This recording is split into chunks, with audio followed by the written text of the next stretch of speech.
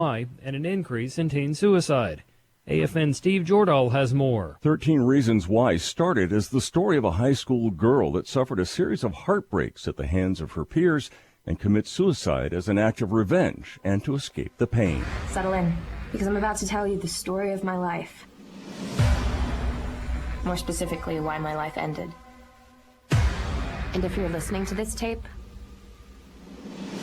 you're one of the reasons why. As Netflix gets ready to release season 3 in the coming weeks, researchers at several universities and the National Institute of Mental Health find the show is associated with a nearly 30% increase in suicides among young people ages 10 to 17.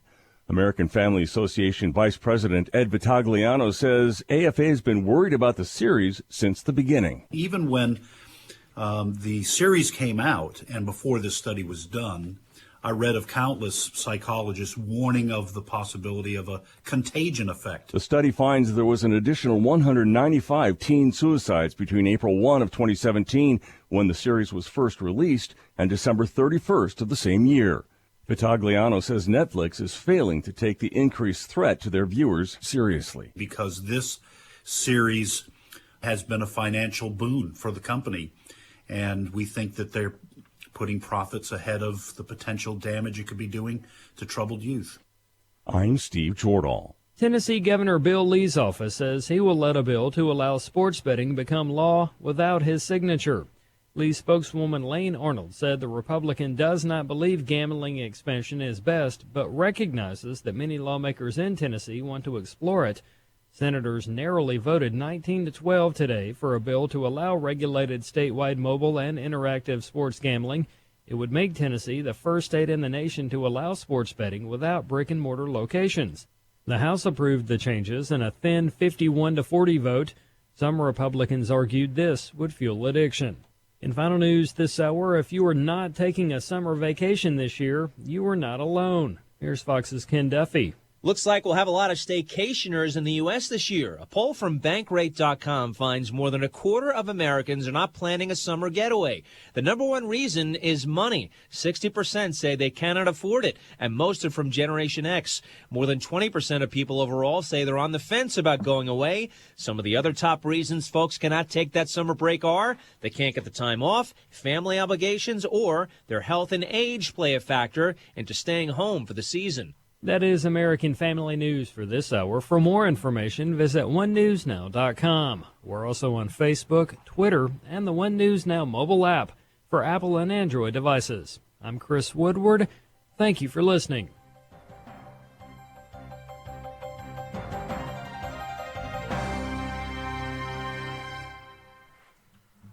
Abraham Hamilton III. Don't you realize when you see some of the inner workings of the cell, with each component having its role to play, where you have soldiers and you have operators, you have little machines that are working. If the Lord would do that with something as micro and as undetectable by the natural eye as the cell, how much more will he provide for you? The Marriage, Family, and Life Conference is coming June 20th through 22nd. Learn more and register at urbanfamilytalk.com.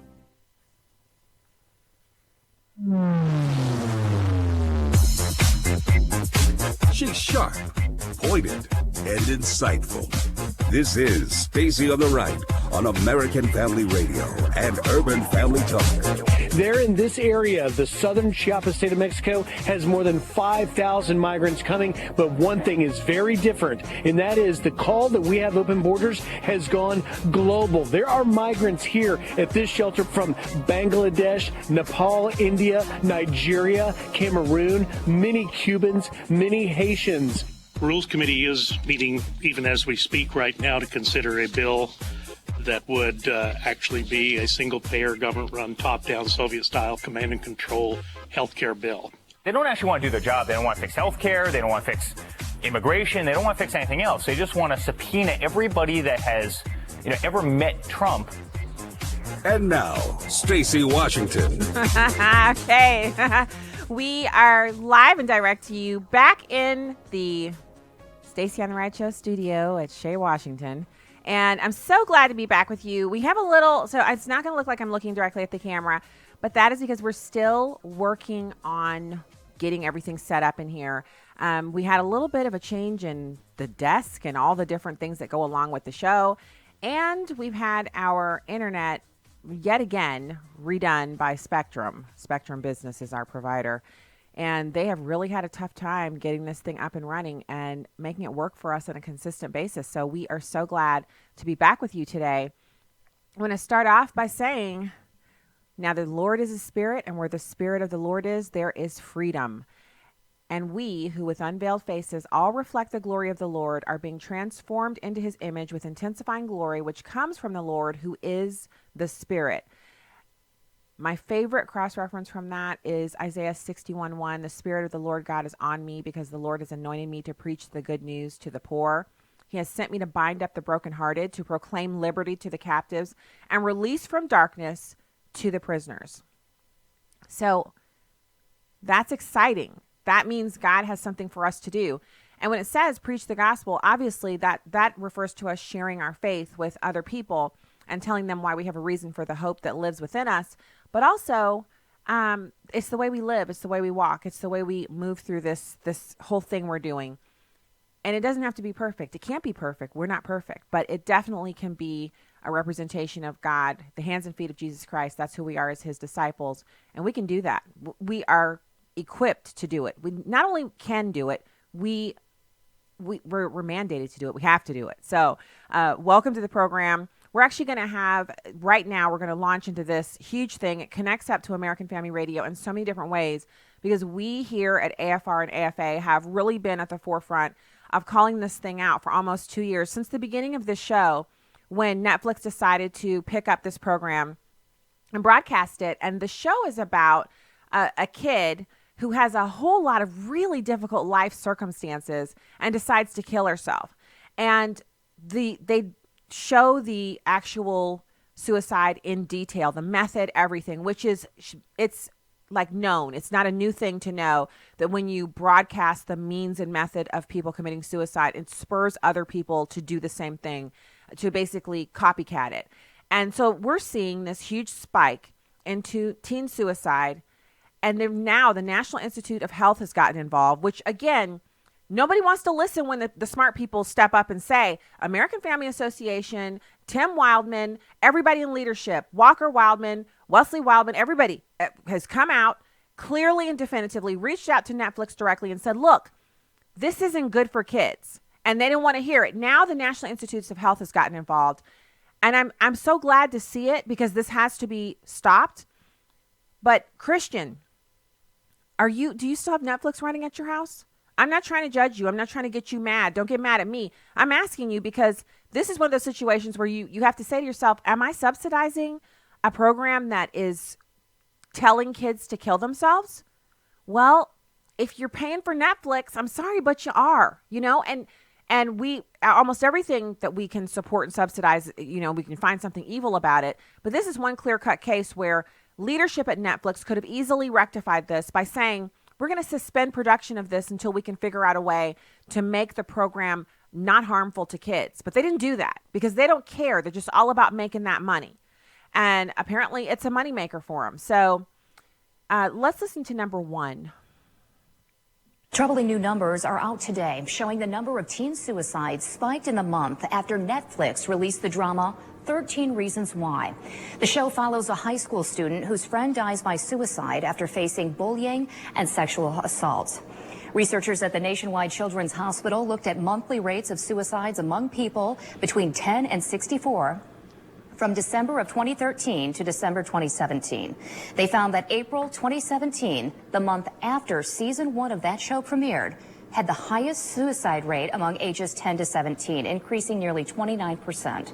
The study found there were about 195 more youth suicides than expected in the 9 months following the show's premiere. Researchers say there was no significant change in suicide rates for those 18 and older during that time.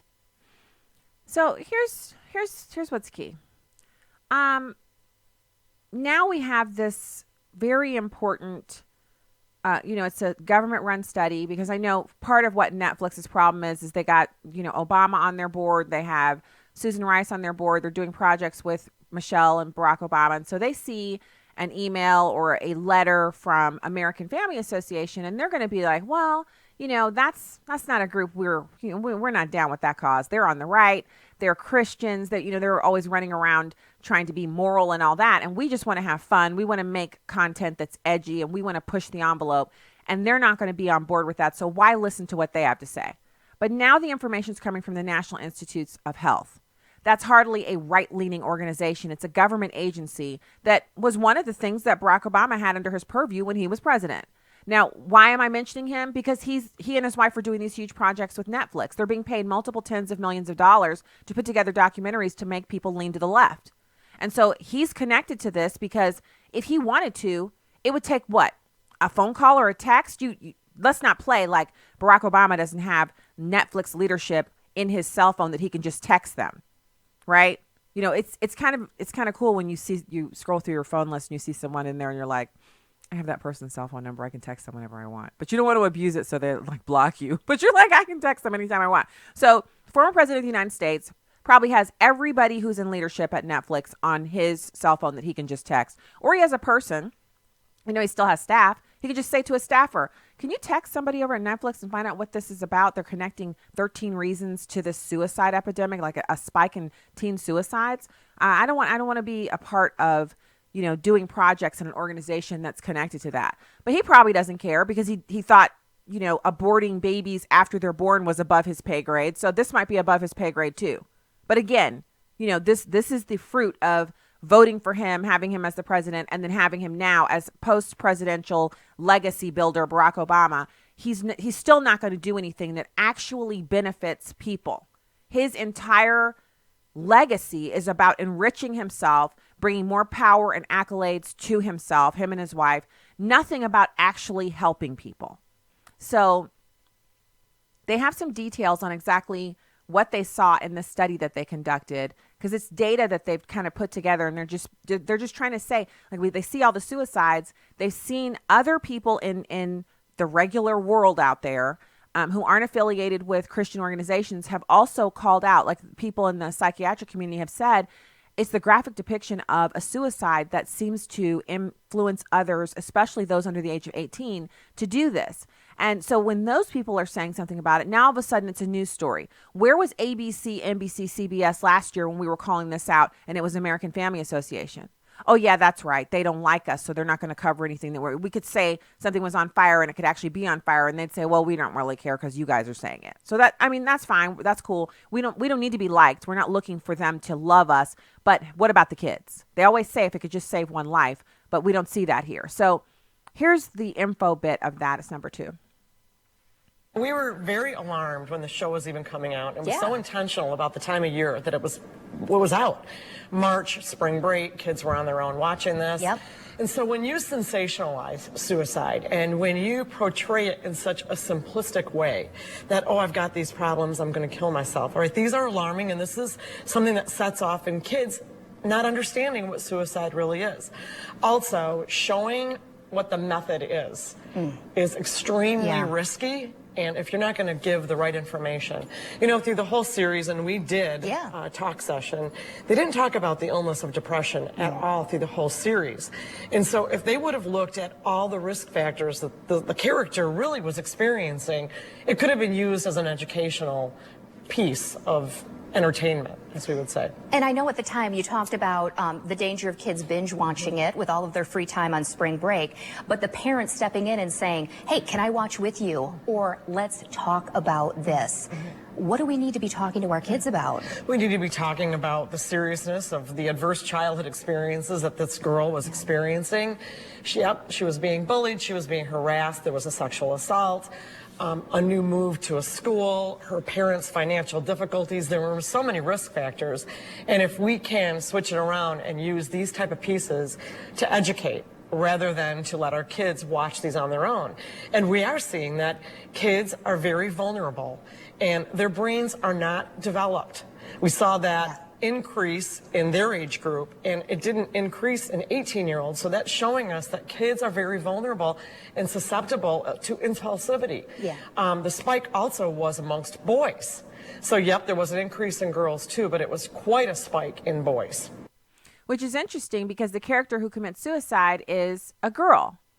And so this is one of those things. I'm in this boat too, you guys. So this is not me judging or raining down prognostications from on high. I'm not on high. I'm right here on the ground with you, with teenagers. And I do not know everything that our 15-year-old views. She has an iPad that is required for her to own by the high school that she goes to. It's a Christian high school, but they have this one-to-one thing. They say it's not required to use, but every teacher puts stuff that is accessible online so that she will say, I need my iPad. So I take it away to try to get her to kind of come out of that, and then she needs it back because she has to do schoolwork. You see, so it's one of those things where we're all fighting this. We're all in this arena. And I think one of the things that she said that I kind of disagree with as a mom is she's saying, well, watch it with your kid. Well, sure. Okay. If that's the only thing you can do to ameliorate this situation, then yes, watch it with your kid. But how about just saying we're not watching 13 Reasons and here's why. And then you tell the kid, look, I know you want to watch it for entertainment value, but there are other things out there that are better for you to watch. This show glorifies and elevates suicide. And it's dangerous for you to watch. And as your mom, I'm saying, no, you're not watching that. And then your child might say, well, I really want to watch it. Why? Ask your child, why do they want to watch it? Have a conversation with them. Present some other options. The other good, easy thing to do is you just don't have Netflix available to them. We used to have a Netflix account, and we had, I think, 4 authorized users on there. And the kids had logins, and so we could see what each kid was watching. But in the end, when we let go of Netflix, and they were vocally opposed to us letting it go, but we did it anyway. We explained why we were letting it go, and we did it anyway. Now, we do have a college student. She's 19 years old, and she works. She actually earns all of her own spending money each year for college. So she could have a Netflix account. I don't know. But when I talk to her, what I discuss with her is that I want her to remember the beliefs and morals that she was brought up with, and to carefully guard herself as she would if I were guarding her, guard herself as I would, so that she doesn't have these problems later on that she has to then come and say, Mom and Dad, this is what I've been doing, and now, I need help. Obviously, we're going to help. We're not going to deny her assistance, but the conversation with her is different because I can't control her environment, and others in her environment may have Netflix because she's living in a dorm. So it's different for each kid. But the point is we have to be engaged on this because the culture wants these kids. And it doesn't want them for high and lofty things. It's like Hitler's youth, where he wanted the kids so he could control their minds so they would be his automatons. And why did he want to connect with them as youth? Because he knew they were impressionable. The same way that this Netflix 13 Reasons is digging into the brains of these kids who their parents don't know what they're watching. The parents may not even know 13 Reasons exists. They're not plugged in. And the enemy is in there, and he's catching every one of them he can. He's here to kill, steal, and destroy. Those aren't euphemisms. It's actual murder, killing, having them kill themselves, stealing their innocence, their virginity, their brains, their brain power, their ability to think clearly, stealing the truth from them, and destroying them to try to prevent them from ever meeting the Savior and making it through those gates. And it's our job as parents to stop him. In the name of Jesus. We'll be back with more after this.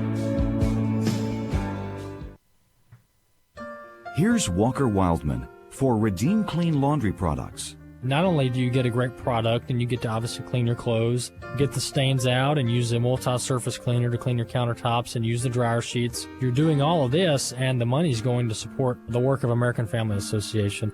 Redeem Clean Laundry Products were developed by AFA supporters Len Ingram and Jim Duncan to assist in funding the mission of the American Family Association. Redeem Clean products work as well as or better than other products on the market. They're environmentally safe, biodegradable, and they're made right here in the United States. The great thing about Redeem Clean is not only is the product great, but it goes to support a great cause, and that is the work of American Family Association. For clean laundry and a cleaner society, it's Redeem Clean. Visit redeemclean.afastore.net. Hi, I'm Crawford Loritz with a Legacy Moment. Not long ago, a friend of mine told me that he had gotten this super duper deal on the car he'd always wanted. He had been shopping for this car for months, but couldn't swing the price or find the deal he wanted. To his amazement, he opened the newspaper one morning and saw an ad for 0% financing on the exact car he was looking for. The salesman told him he had come in on the last day of the offer. In other words, if he had waited another day, the deal would have been off. In life, as in shopping for cars, sometimes we have limited windows of opportunity as Christians. Think of the scenario in Numbers chapter 14. God told the Israelites to do something, but they rebelled. They sent in the covert ops, who came back with a mixed report. Caleb and Joshua, representing the minority, said, yes, God can do it, and this is our window of opportunity. But the majority prevailed. They chickened out, and God judged Israel. So they flip-flopped and decided to do it after they hear the pronouncement of God's judgment. Listen to these words, Numbers chapter 14, verses 42 through 45. Do not go up, lest you be struck down before your enemies, for the Lord is not among you. For you will fall by the sword. Verse 45. Then the Amalekites and the Canaanites who lived in the hill country came down and struck them and beat them down as far as Hormah. They had delayed their obedience to God, and when we delay our obedience to God, he says, no, you can't move out when you want to. You've got to go when I tell you to go. Well, here's what I want you to remember today. We need to guard against the sin of impatience. But when God says go, get moving. More information about the ministry of Crawford Loritz can be found online at livingalegacy.org. Welcome back to Stacy on the Right on American Family Radio and Urban Family Talk. Welcome back to the program. Thanks so much for being here today. You can find out more at stacyontheright.com, urbanfamilytalk.com, especially information where the conference is there, the Marriage and Family Conference. And then you can go to afr.net. We have fantastic content there, and you can also find products that you can buy that support the ministry.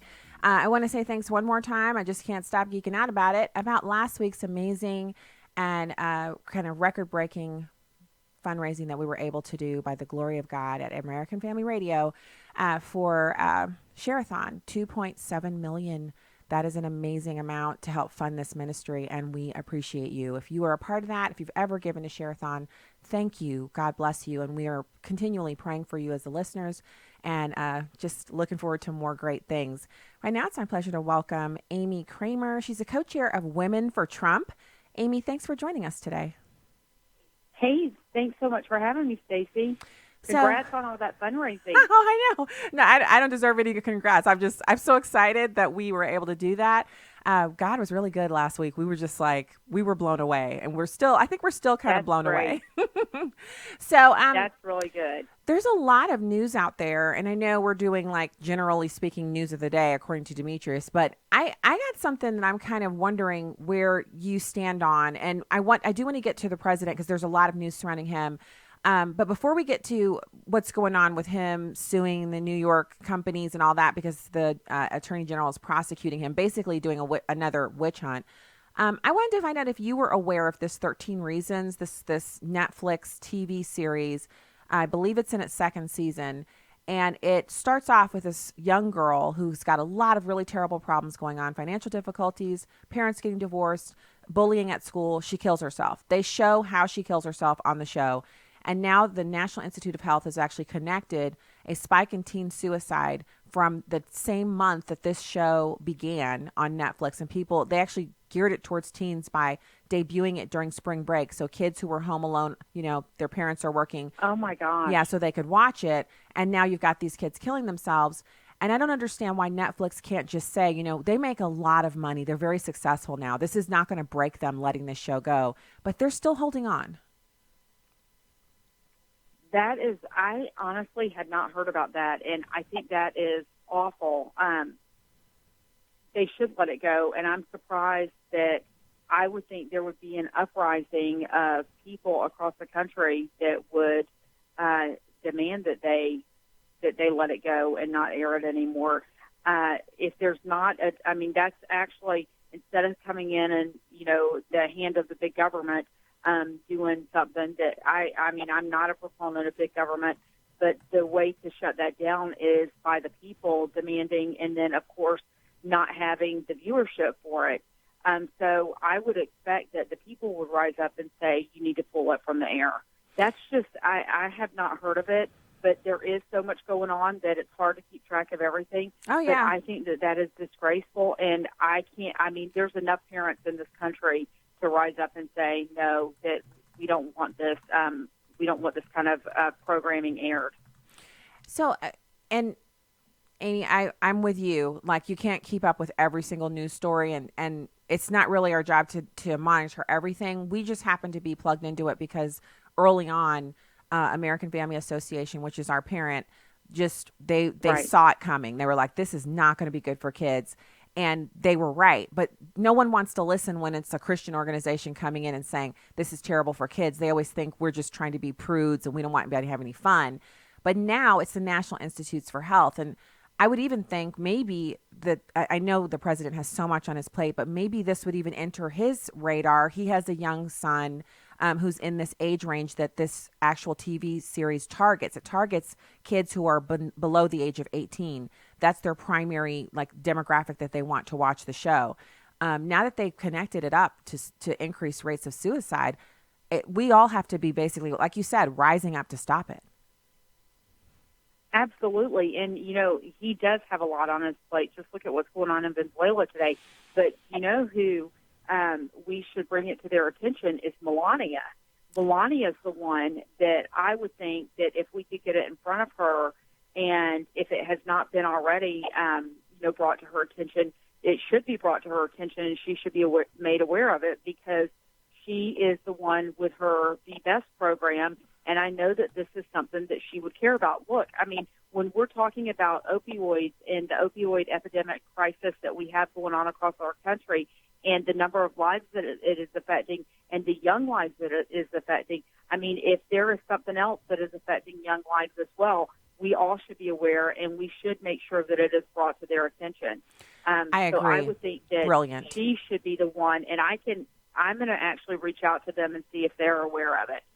Well, I've shared some links on my Facebook page, and I've tweeted some things out, so you can click through the links. There's one link that goes to the NIH story, and another, it's a news bit where they actually did a news package and interviewed a psychologist who's talking about how dangerous this is, because psychologists have long known that if children, especially under the age of 18, but adults are susceptible to this too. We see when one movie star, like when Kate Spade killed herself, two other really prominent chefs killed themselves. When people kill themselves, it spurs other people who are on the edge to do it too. But it's really bad with kids, especially the younger, like the under 18. They're much more susceptible to doing this because someone else that looks like them or is in their age group has done it. So that's a brilliant idea. I hope that you're able to reach them. You have so many great connections there. To be able to get the First Lady's eyes on this would be so phenomenal. We would be really grateful, because we've been yelling for a couple years now. Yes, absolutely. I will definitely do that as soon as I get off here, because it is something that they should be aware of. Absolutely, 100%. Anything to protect our children. Amen. Thank you, Amy. So, okay, now you mentioned Venezuela. This is a story that's literally burning through the news, and the news people don't want to talk about it because it has to do with socialism and the collapse of an entire country. But I'm kind of glad that the true head of the government there is now going to depose this horrible dictator figurehead, this doughboy Maduro. I'm glad that they're actually going to do this now. Oh, yeah. I mean, look, we've watched it today. I don't know if you have a TV monitor or a monitor where you can see what's going on there, but when you see these tanks, driving through the streets, running over people, this is out of control, and this is socialism. I mean, you want socialism, here is socialism, and it's been headed this way for quite some time, and I'm glad that it is that we're seeing. I hate to see what's going on there, but as the president has said and the administration has said, we stand with the Venezuelan people, and people need to know how bad things are there, and we need to talk about just how bad socialism is. It's amazing that the people who are advocating for socialism here, the Elizabeth Warrens and the Bernie Sanders of the world. They're the millionaires advocating for socialism for the rest of the people. And so I'm glad that this issue is being put forward and where we can talk about it, because we do need to educate these young people that are advocating for socialism. Stacey, have not been taught history in the schools the way that you and I were taught history in the schools. They don't know. They don't know the history, and they need to go back and learn it, and they need to be educated on this issue. So this is actually one of those times where I remember when I was in high school, I don't know, I'm sure you had this similar experience, Amy, when there was something breaking out in the news, so the social studies teacher or the civics teacher, one of the ones where whoever the subject matter pertained to, they would actually kind of set aside the normal curriculum for that day, and they'd say, we're going to get back to this, and we'll have to kind of crunch it down together because we're going to spend today to discuss this news story. And they would bring in, Right. I went to Department of Defense school, so they bring in the Stars and Stripes newspaper, and they'd point out the story, and then they'd ask kids, what have you seen? And back then we all watched CNN because we were overseas. And back then CNN was Right. hard-hitting news. They actually did like breaking news reports from around the world. It was so different than it Yes. is now. So we'd sit there and discuss it. This is one of those situations where I would expect that in schools across the country, civics or whatever they're calling it now, teachers would say, look at what socialism has done to Venezuela. And even though socialism sounds fun, especially Bernie Sanders makes it sound like it just would totally fix everything. And now you've got AOC who presents the younger, hipper socialist message. Why? I just don't understand why teachers wouldn't say, regardless of political party, and they may hate President Trump, but the truth is the truth. And Venezuelans are not starving because Maduro's a mean guy. They're starving because they adopted socialism. Right, but I think these teachers have bought into, many of the teachers, we can't put them all into one category, because there are teachers that are conservative and understand capitalism and socialism and whatnot, and they don't buy into that party line of what many teachers do. But I think that, there's so many of them that are left and have bought into the party politics, and everything to do with Donald Trump is bad, and all they want, it doesn't matter what it takes. It's like Alyssa Milano saying that all she's focused on is defeating Trump. It doesn't matter who it is, how they do it. They just want Trump out of office. And unfortunately, I think that there are teachers, many, many teachers across this country that are of the same mindset, that they see President Trump as bad. They want him out at any and all costs.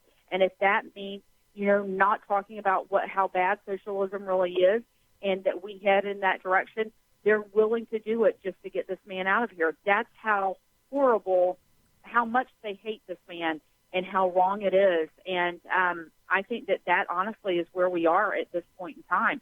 I mean, I don't think it's an excuse, but I think that that's the reality of what we're facing. Well, I didn't even click through, Amy, to see who it was who was making this dumb statement, but somebody said that they would, even if a candidate shot their dog, if they were running against President Trump, they'd still vote for that person. That's a kind of paranoia, and that's an illness. That's not normal. No, that's not normal. And it's really sad because, Stacy, the reality is that Donald Trump has not done anything to them. What they are so angry about and what they can't get past is it's really not about Donald Trump. It's really about Hillary Clinton. They can't get over Hillary Clinton loss. And that's what they're really angry about, and that's what they're holding on to.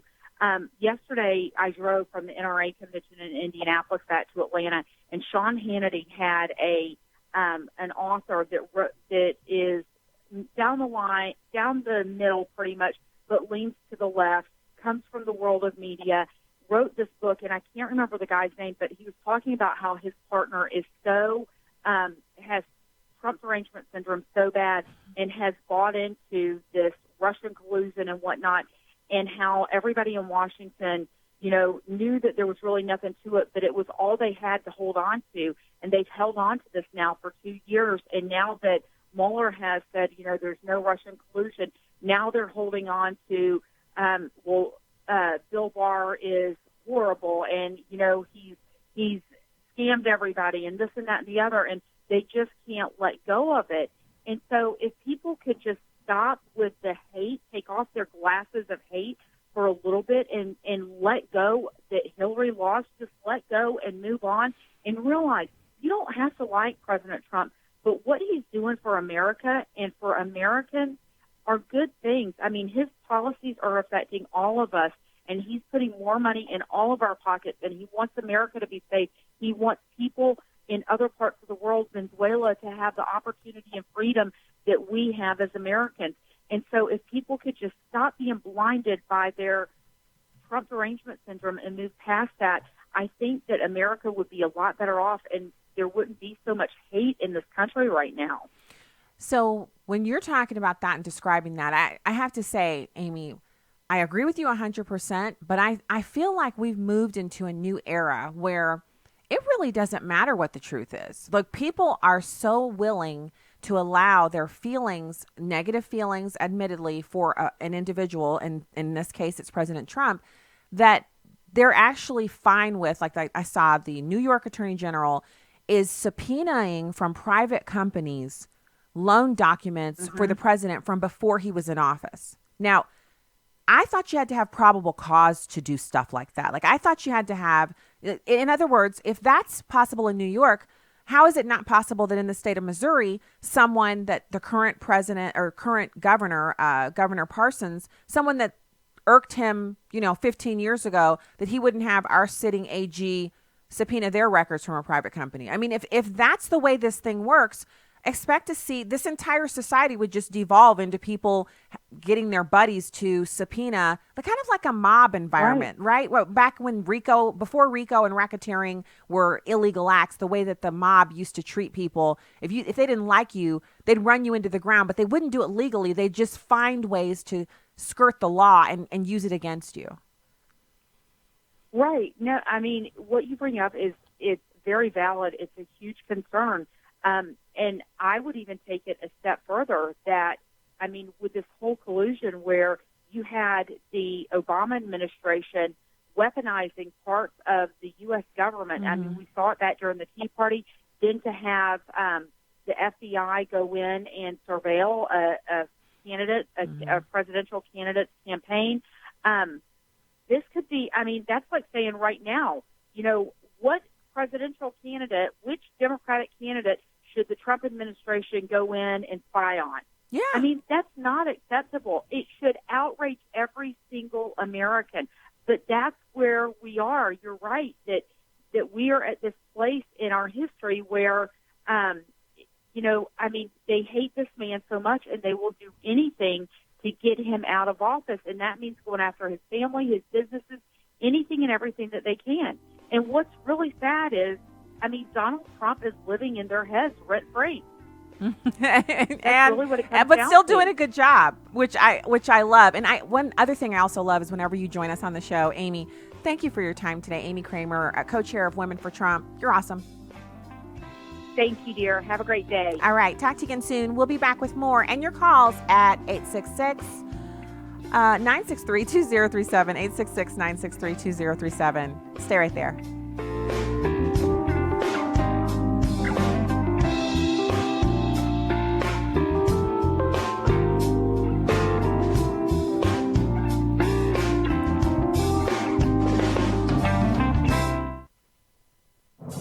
Can solid teamwork building principles apply to all of life? Here's Tony Dungy, author of The Soul of a Team, with today's uncommon moment. On a visit to Argentina, Blake Mykoski saw many children running around without shoes because their families couldn't afford them.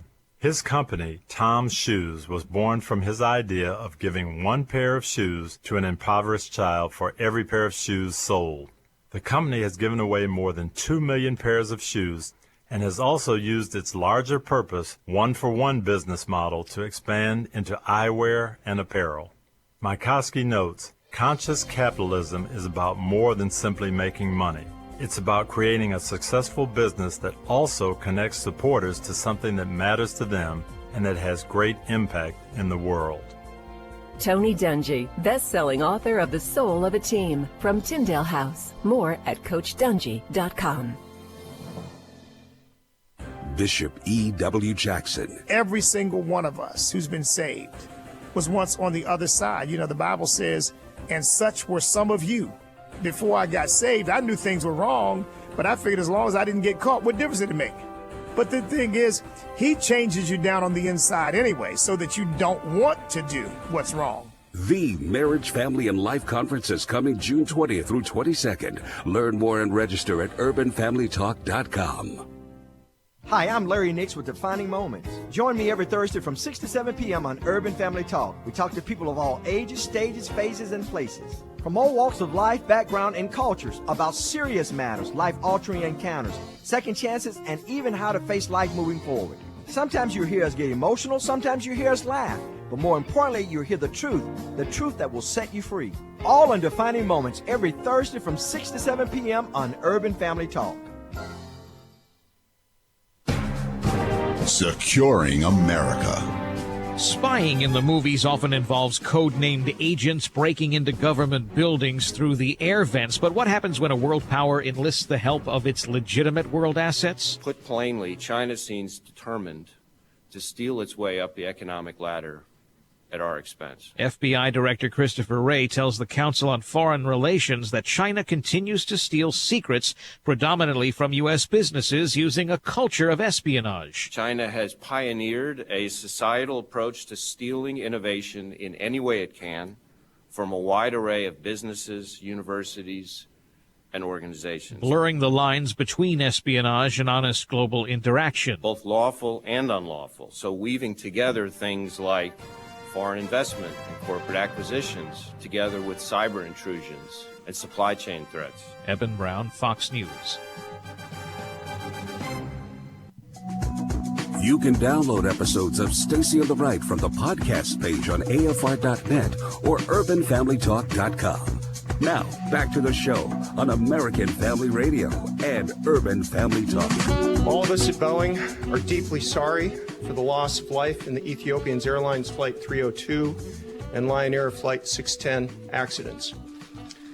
We feel the immense gravity of these events, and we recognize the devastation to the families and friends of the loved ones who have perished.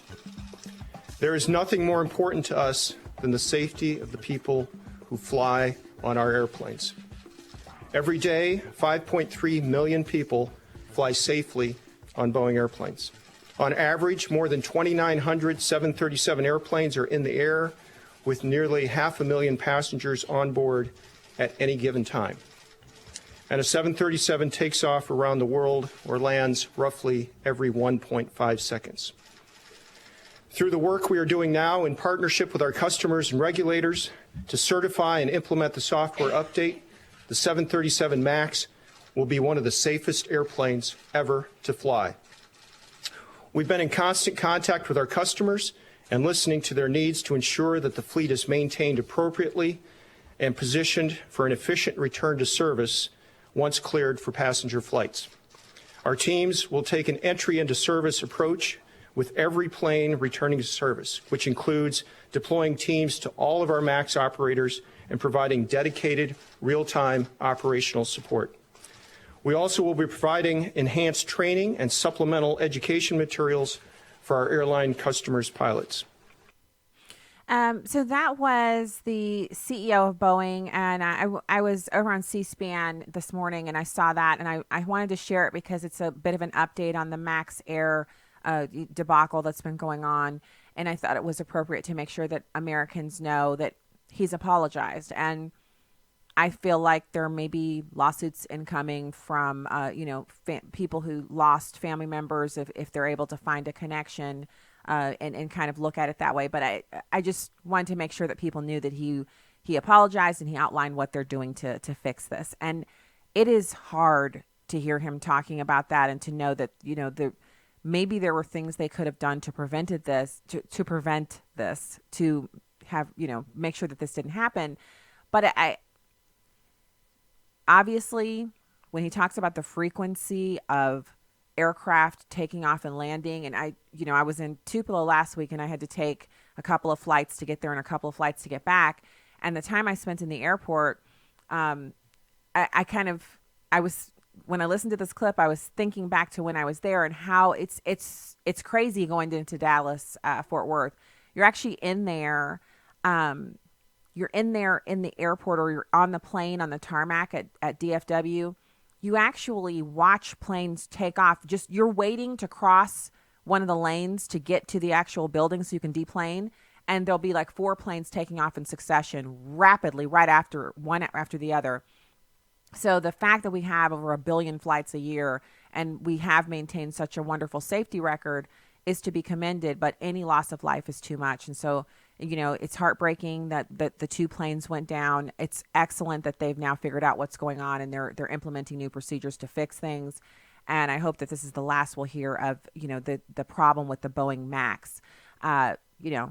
There it is. That's what I'm hoping for. So call lines are open, 866-963-2037, 866-963-2037. Looking forward to chatting with you today. It's so fun to be back on all of the different spots on the radio, on the live streams. Let's go to Judy in Arkansas. Hey, thanks for calling the show, Judy. Hi, I'm not hearing you. Can you hear me? We may not. Okay, hold on just a second. We're gonna have her in just a minute. Call lines are still open. 866-963-2037. 866-963-2037 are the call lines where you can join the program. All right, Judy in Arkansas. We lost her. Okay, so it might be phone lines, might be on her end, might be on our end, but call lines are still open.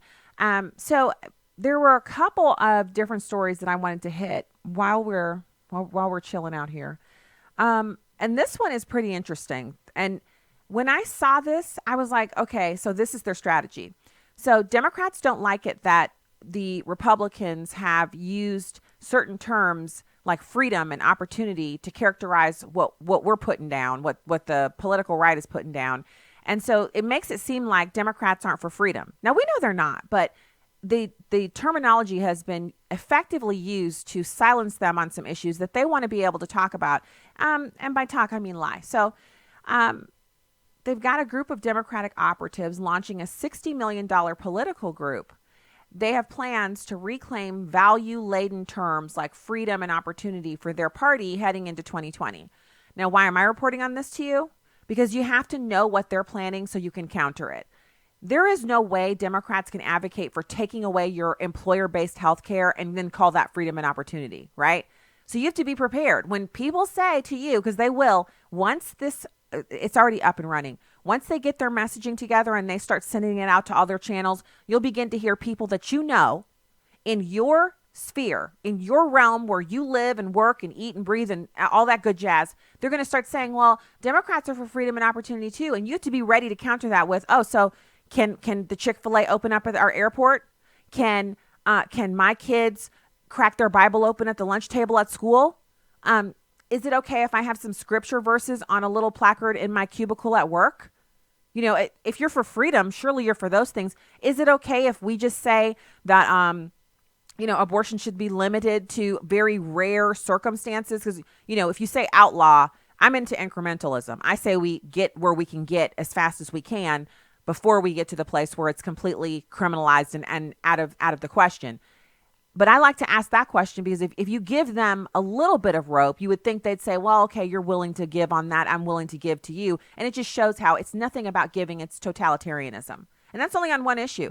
Just take whatever your issue is, whatever your freedom issue is, and say to the person who tells you that Democrats are about opportunity and freedom, and ask them if that applies to whatever you're concerned with, whatever you're going through. And I can guarantee you, no, you shouldn't be able to say that a man who's a biological man can't play sports with girls.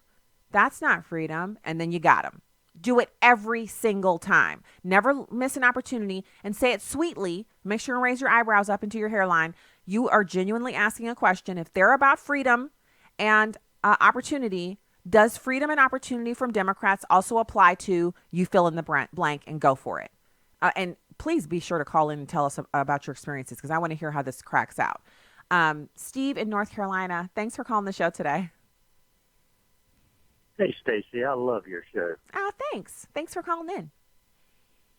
You're welcome. I just, you had your guest on there a few minutes ago, and these people that try to figure out the Trump derangement syndrome, they're wasting their time. You cannot figure it out. It's irrational. I agree with it's been said that liberalism is a mental disorder, and that is exactly the truth. I mean, you can't. I have friends that are liberals, and you just cannot talk to them. I just, whenever we start talking about politics, I just put up my hand and I say, we cannot discuss this because I feel the way I do, you feel the way you do, and of course I'm right, Of course. but we do have the truth on our side. That's what we need to fall back on. I just, the point that you're making is a good one, and you have to kind of know when you could have the conversation. So of course Amy Kremer was right, Steve. She was right that these people, they're irrational. But the point that you're making about how some people you just can't talk to them, you kind of have to, you have to feel it out. Your radar have to be up. If someone says we're about freedom and opportunity and they want to share, I would let them share, a sentence or two, and then ask my question.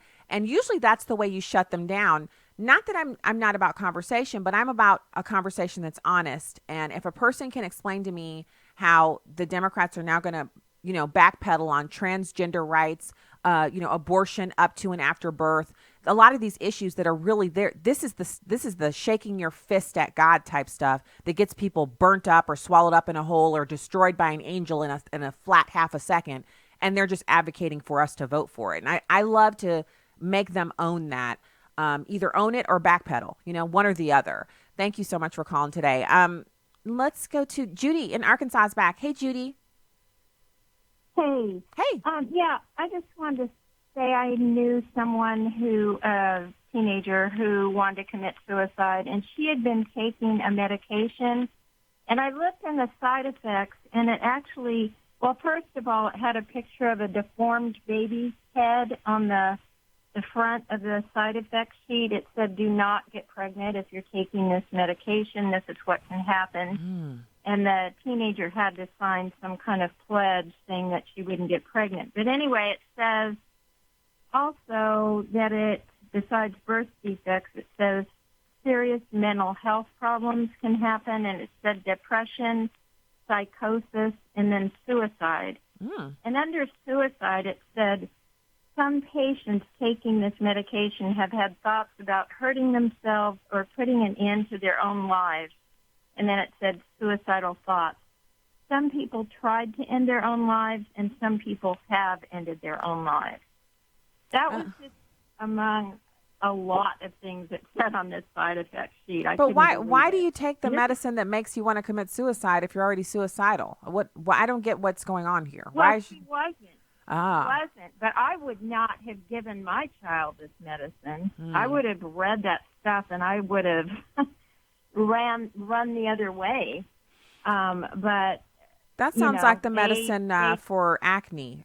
Those side effects sound like the. It is. Yeah, it's. I forget what it's called, but it's for cystic acne. Amnesteem. Yeah. Yeah, I know the side effects for that one. So they often will tell parents whose teenagers have really bad acne that they can take it, but then the parents have to you have to be on a vigil with your kid 24 hours a day, and it changes their personality. So it's not worth it. Oh, Judy, thank you so much for calling the show. So again, this is a hard road for us as parents when we look at all the things our kids are facing in our culture. First of all, we have to own our part in allowing our culture to get to this place. But the depravity of humanity it's unchanged. It's not any different than it has been in years past. The difference is we have so many other ways to actually accelerate the spread of the depravity. And that's something that we have to own. If we had to do this on our own, just one parent or two parents and the kids, and that's it. You're just you against the world. This would be completely undoable. It would be a hopeless situation, but we don't have to do this on our own. We have the power of the name of Jesus. We have prayer, and we have the ability to join together as saints and corporately pray. And so I'm actually going to use this as a segue to go into, I want you to consider If your kids have a group at their school, it's a group of moms. It's called Moms in Prayer. They usually meet once a week in one of the empty classrooms or, one of the conference rooms for teachers or something. And they spend about an hour every day praying. And over the course of the year, they pray for every single student, every single faculty member.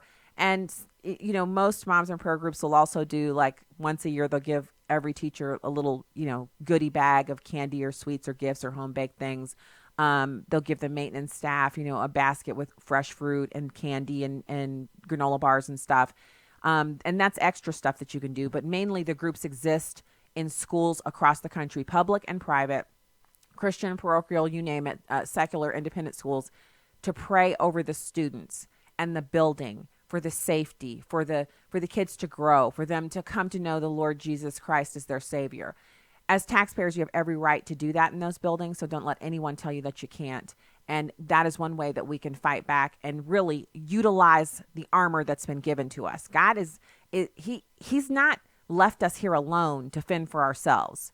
He's here. He's in the mix. He wants to work in our lives and in our kids' lives and do miraculous, wonderful things that we would speak about and brag about him all the time. He's ready to do that for us. But we have to pray about it, and getting together and praying, maximize that effort by praying together. We have just a minute left. Nicole in Texas, do you have a quick comment? Yes, ma'am. I was just wondering why, and I'm not disagreeing because I'm back and forth on this, but why we should blame 13 Reasons Why for the suicide thing when there's so many other movies that, show detailed events of how to do something. So why is 13 Reasons Why one thing that, I feel like everybody's responsible for their own. You're right. Everyone is responsible for their own kids, but Netflix targeted. The parents play a big part. Absolutely, but the Netflix targeted this to kids by releasing it right before spring break. They then, after releasing it right before spring break, they had the opportunity to create the movie in any way they want because it's their own production. Instead of listening to what psychologists have said over and over again to Hollywood about not putting graphic depictions of suicide in programming that's geared towards kids, really, you're not supposed to do it for anybody because it's highly replicatable. They did it anyway. Then when they were warned by family organizations like American Family Association, they pushed it and they kept it out there. And now there's a direct correlation between that release date, week, year, and month and a spike in teen suicide. So yes, parents are responsible. But if you're a mom and dad and you're working and your kid's at home on spring break and they're sitting up watching 13 Reasons and you don't know about it and they kill themselves, it's hardly a time to say you were responsible. So Netflix is responsible here and they need to do something about it. They need to pull it, get it off the air, and maybe be sued by some of these parents. God bless you from the heartland, everybody.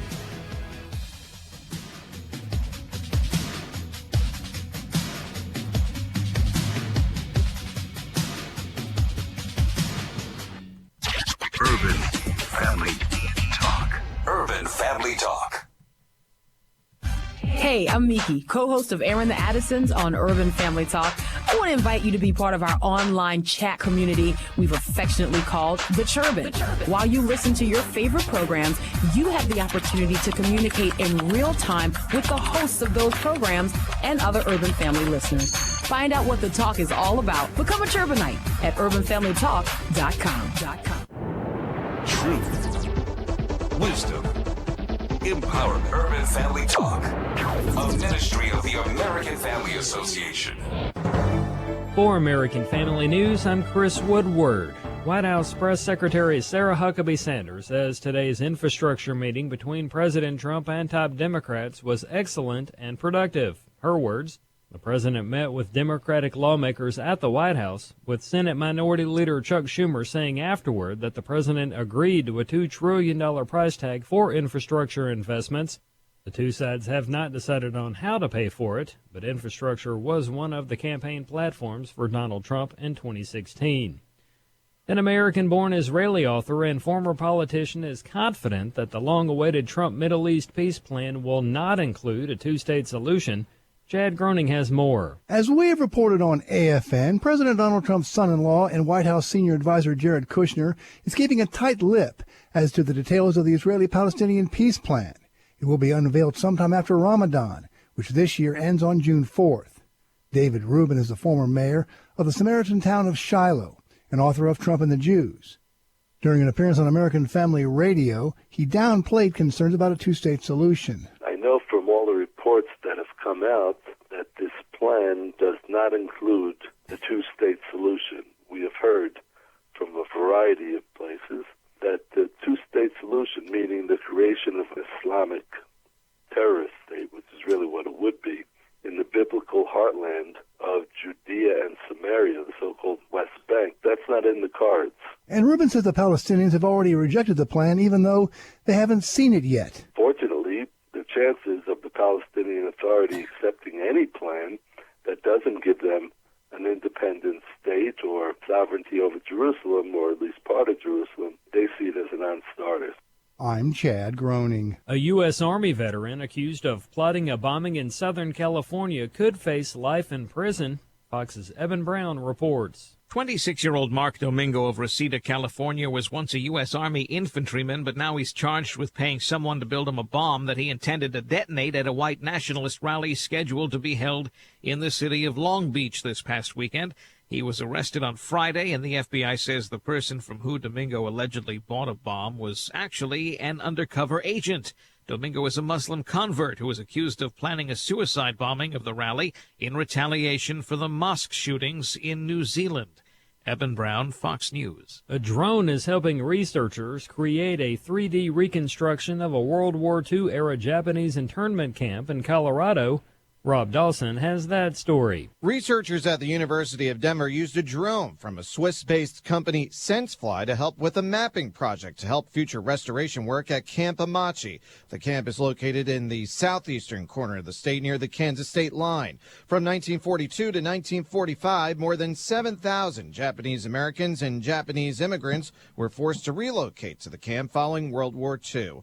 The effort is part of a growing movement to preserve U.S. historical sites connected to people of color.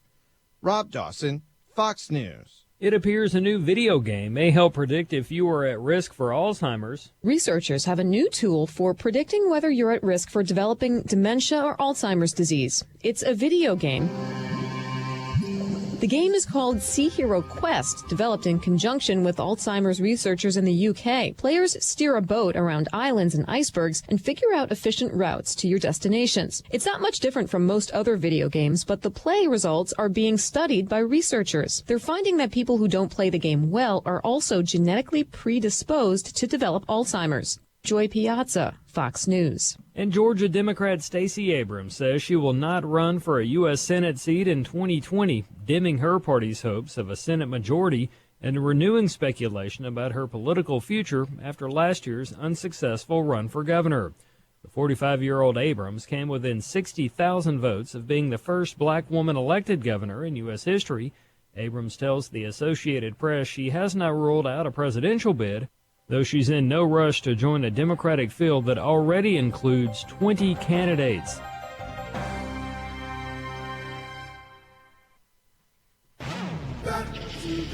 It's time for truth to be unveiled. It's time to get back to God with Pastor Dexter Sanders on Urban Family Talk. Awakening and empowering everyday people to impact the world. Discovering who we are and whose we are by the Word of God. Join Pastor D each weekday at 4 o'clock Central on Urban Family Talk. And let's get back to God.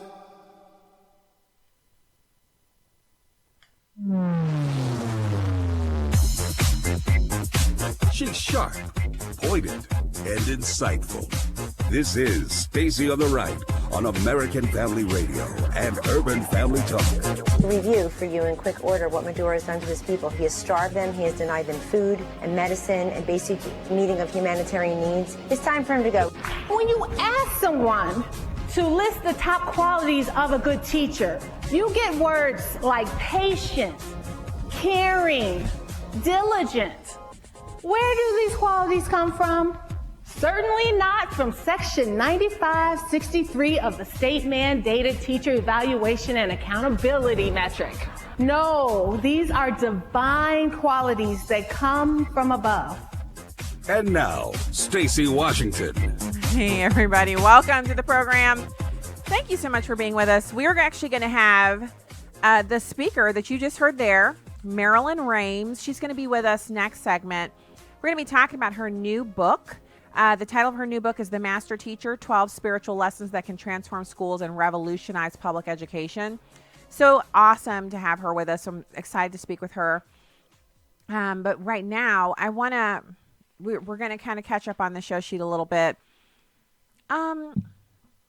And our last caller, I understand where she was coming from. She was saying that parents are ultimately responsible, but I do take an issue with saying that parents are solely responsible. So in other words, any other factors in our world that we find where people are putting out dangerous things, if that's the case, you could say, well, you're responsible for making sure that everything that goes into your child's mouth is safe. So if they eat something that wasn't cooked properly or wasn't, then it's really the parent's fault. It's the parent's responsibility.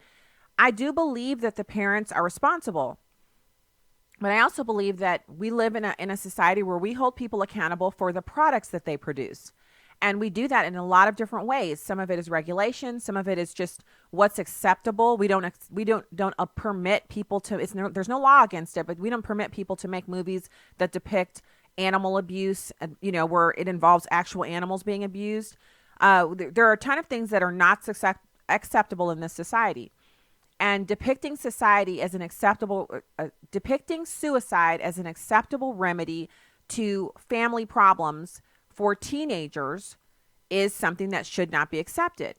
What Netflix is doing in pushing the envelope here is trying to change what is normal, and the lives that are being lost in their attempt to normalize something, that's where we're taking the issue here.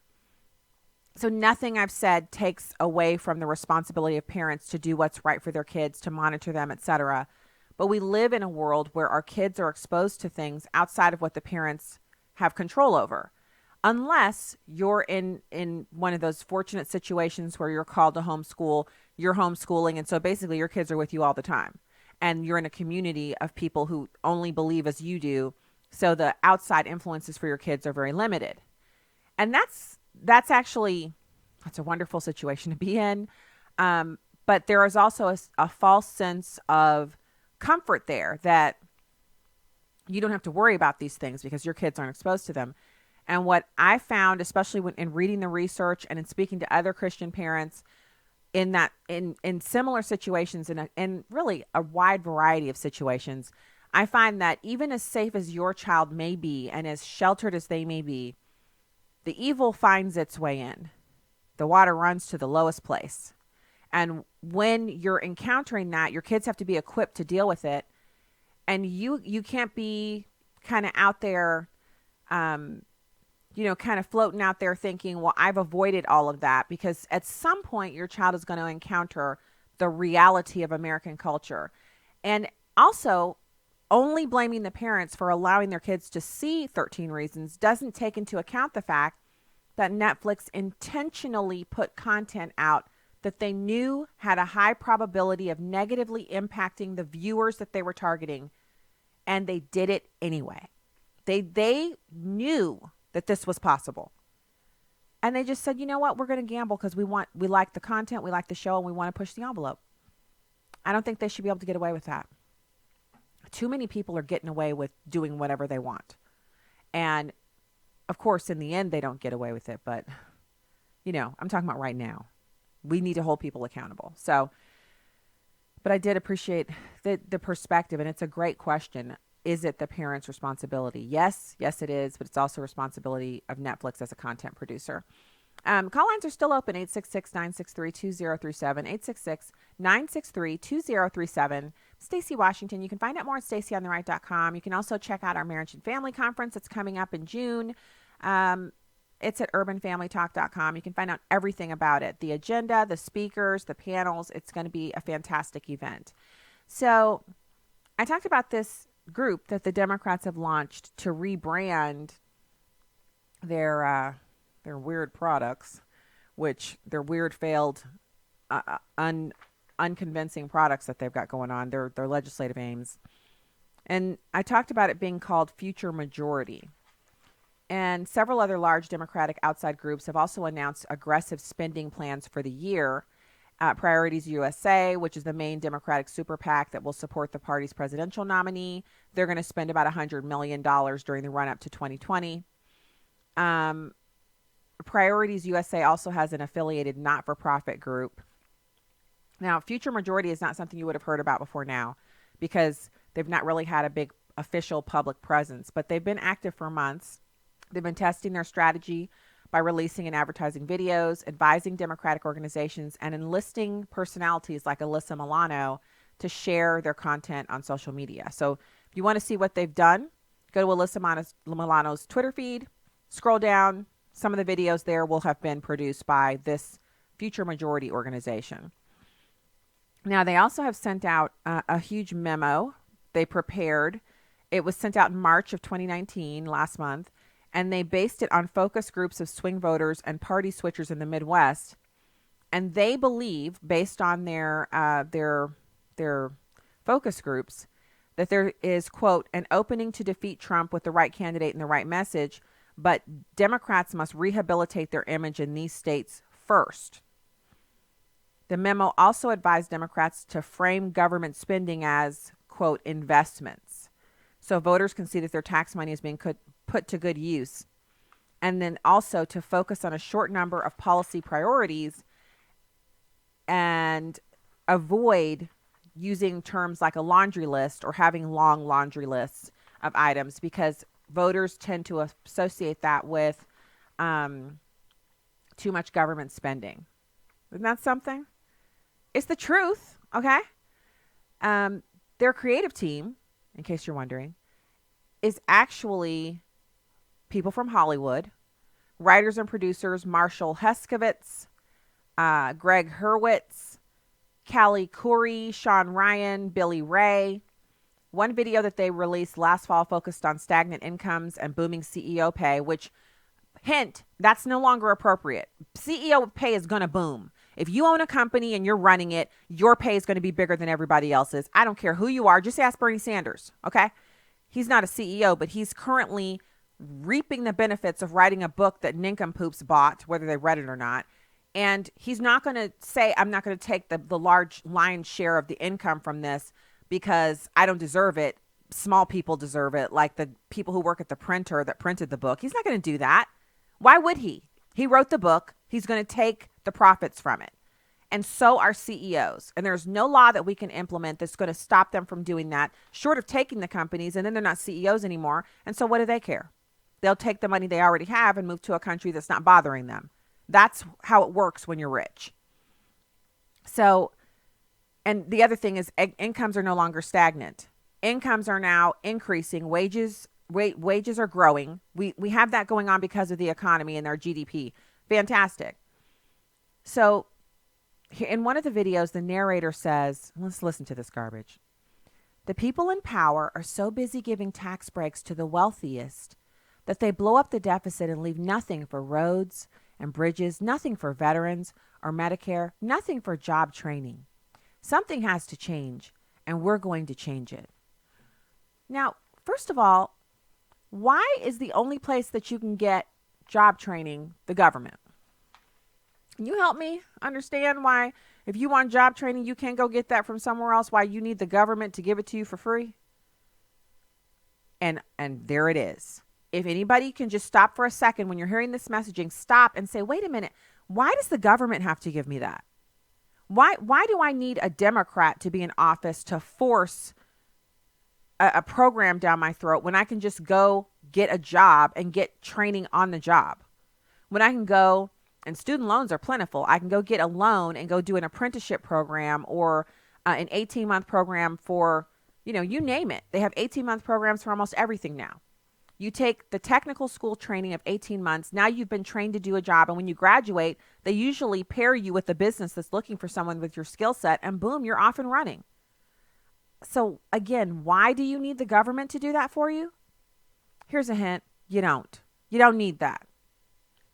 All right. So now I want to pivot over. One thing I have not seen is people basically saying, you got to chalk this up to a loss about the Mueller report. Instead, the Democrats have devoted 3 subcommittees to investigating the president because apparently 2 years and $25 million just isn't enough.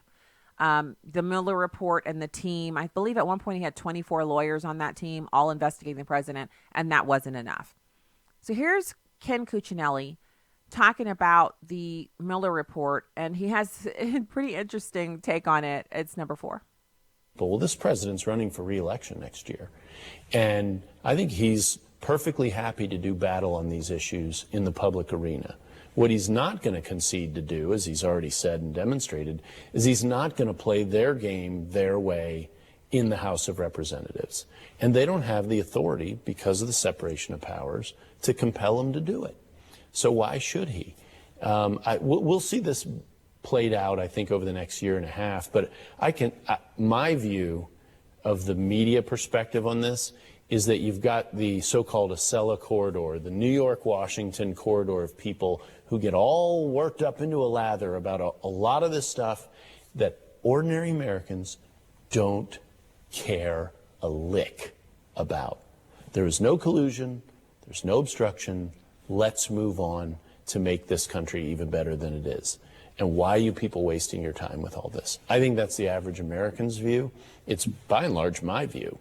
Particularly when you had as much cooperation by the president and the White House with the Mueller investigation, which they thought very ill of anyway in the first place. So when we're talking about the American people, just generally speaking, American people.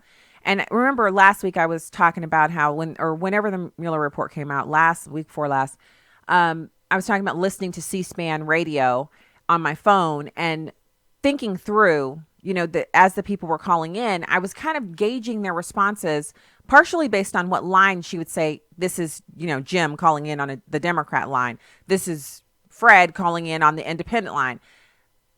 It was really consistent. Almost every call on the independent line, they said, well, I was fully prepared to, see the president impeached because I thought he was guilty, because that's what I've been told for 2 years. And it turns out he's not guilty of anything. And I really think we should move on. And I heard it over and over again. Move on, move on, move on.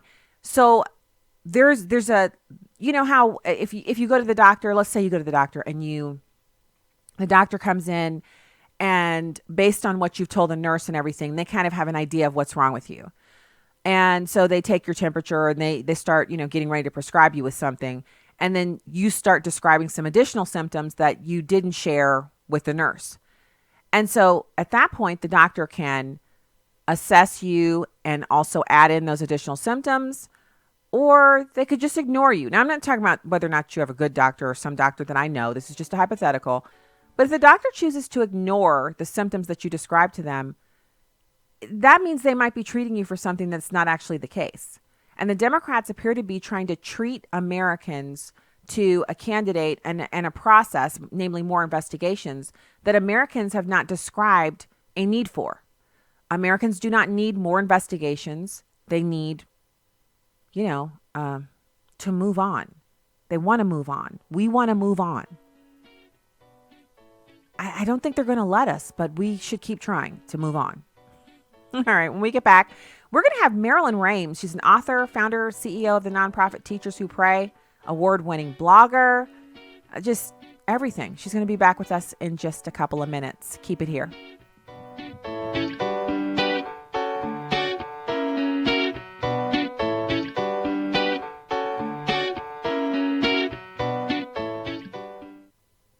When an abortion-minded woman walks into a preborn pregnancy center, she encounters love and compassion and gets to meet her baby by ultrasound. And I was like, I'm going to go to the abortion clinic.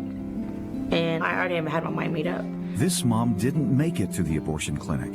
Instead, God led her to a preborn center. And the lady is giving me my ultrasound.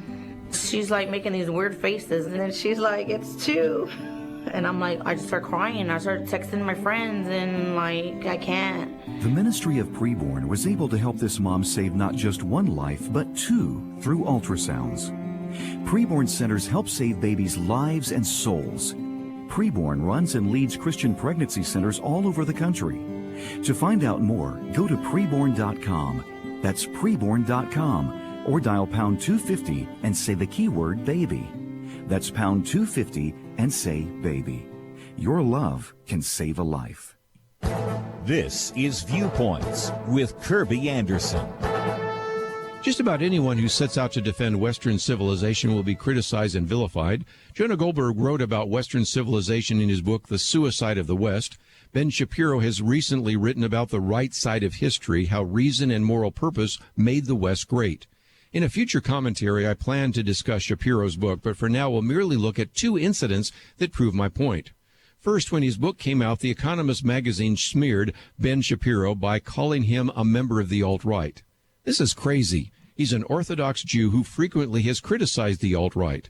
The magazine did apologize. Second, he was criticized for a tweet that lamented the collapse of the roof of the Notre Dame Cathedral because he referred to it as a magnificent monument to Western civilization. His follow-up tweet even acknowledged that it was built on the Judeo-Christian heritage.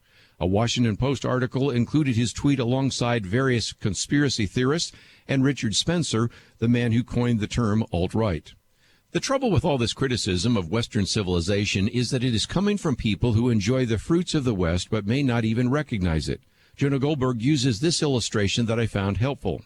Imagine a party platform that had these planks: support for human rights, belief in the rule of law, dedication to democracy, free speech, freedom of conscience, admiration of the scientific method, property rights, and the toleration of technological and/or cultural innovation. He argues that 90% of the people who criticize the defenders of Western civilization actually believe these things. They just don't see the connection. That's why we need to help them connect the dots. I'm Kirby Anderson, and that's my point of view. For a free copy of Kirby's booklet, A Biblical View on Socialism, go to viewpoints.info/socialism. That's viewpoints.info/socialism. This is Stacy on the Right with Stacy Washington on American Family Radio and Urban Family Talk.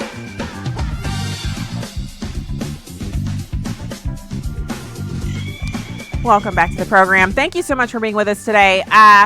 Okay. Yeah. I'm so excited to speak to our next guest. Welcome. Follow me at Stacy on the Right on Twitter and Instagram. And also check out our content at onenewsnow.com. Can't wait to have you get over there and check all of that cool stuff out.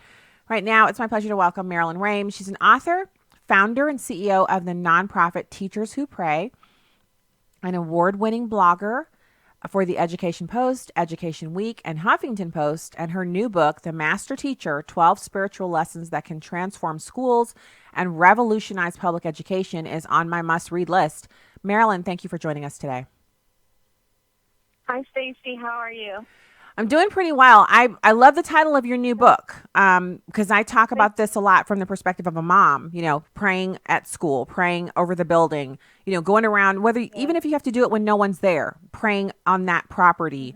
Mm-hmm. You seem to be of the same vein, only you're coming from the perspective of a teacher. So you're in the classroom. Yes, absolutely. And a common misconception of prayer is that you can't pray in school, that it's illegal. And that's not entirely true. It's been deemed illegal or unconstitutional to pray with students as a teacher in a school, in a public school. But of course, you can't ban prayer. If you're a teacher and you pray, you don't need to necessarily announce it to the world. I mean, we have a relationship with God.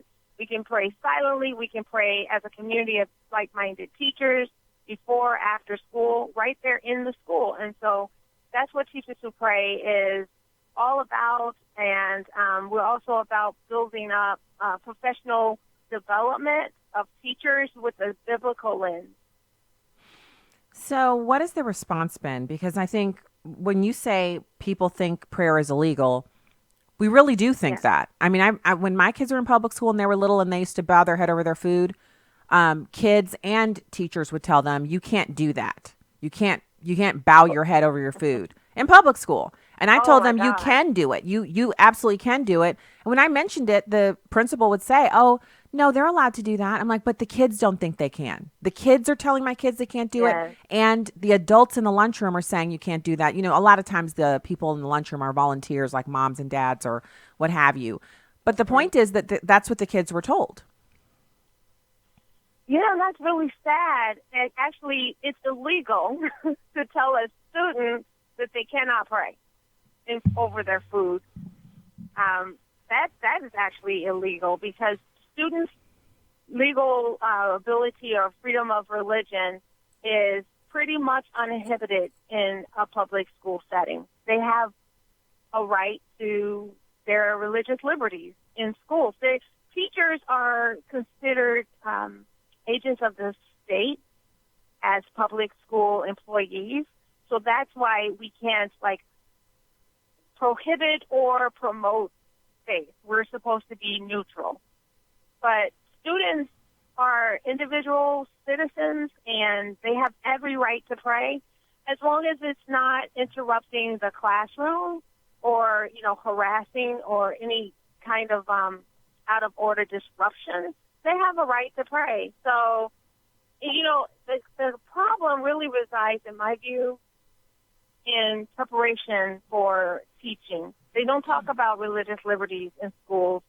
No one really knows the rules. It's kind of like a constitutional lawyer would have to come and explain it to teachers because it can be kind of nuanced, but in preparation school for teachers, they don't talk about it at all. So it's a long-standing myth that, anything God-related is out of order, whether it's from the students or from the staff, and that is actually cause for lawsuits against the school district, but from the reverse, like you've impeded my religious liberty, so now I'm going to sue the school, as opposed to getting sued for having your religion in school.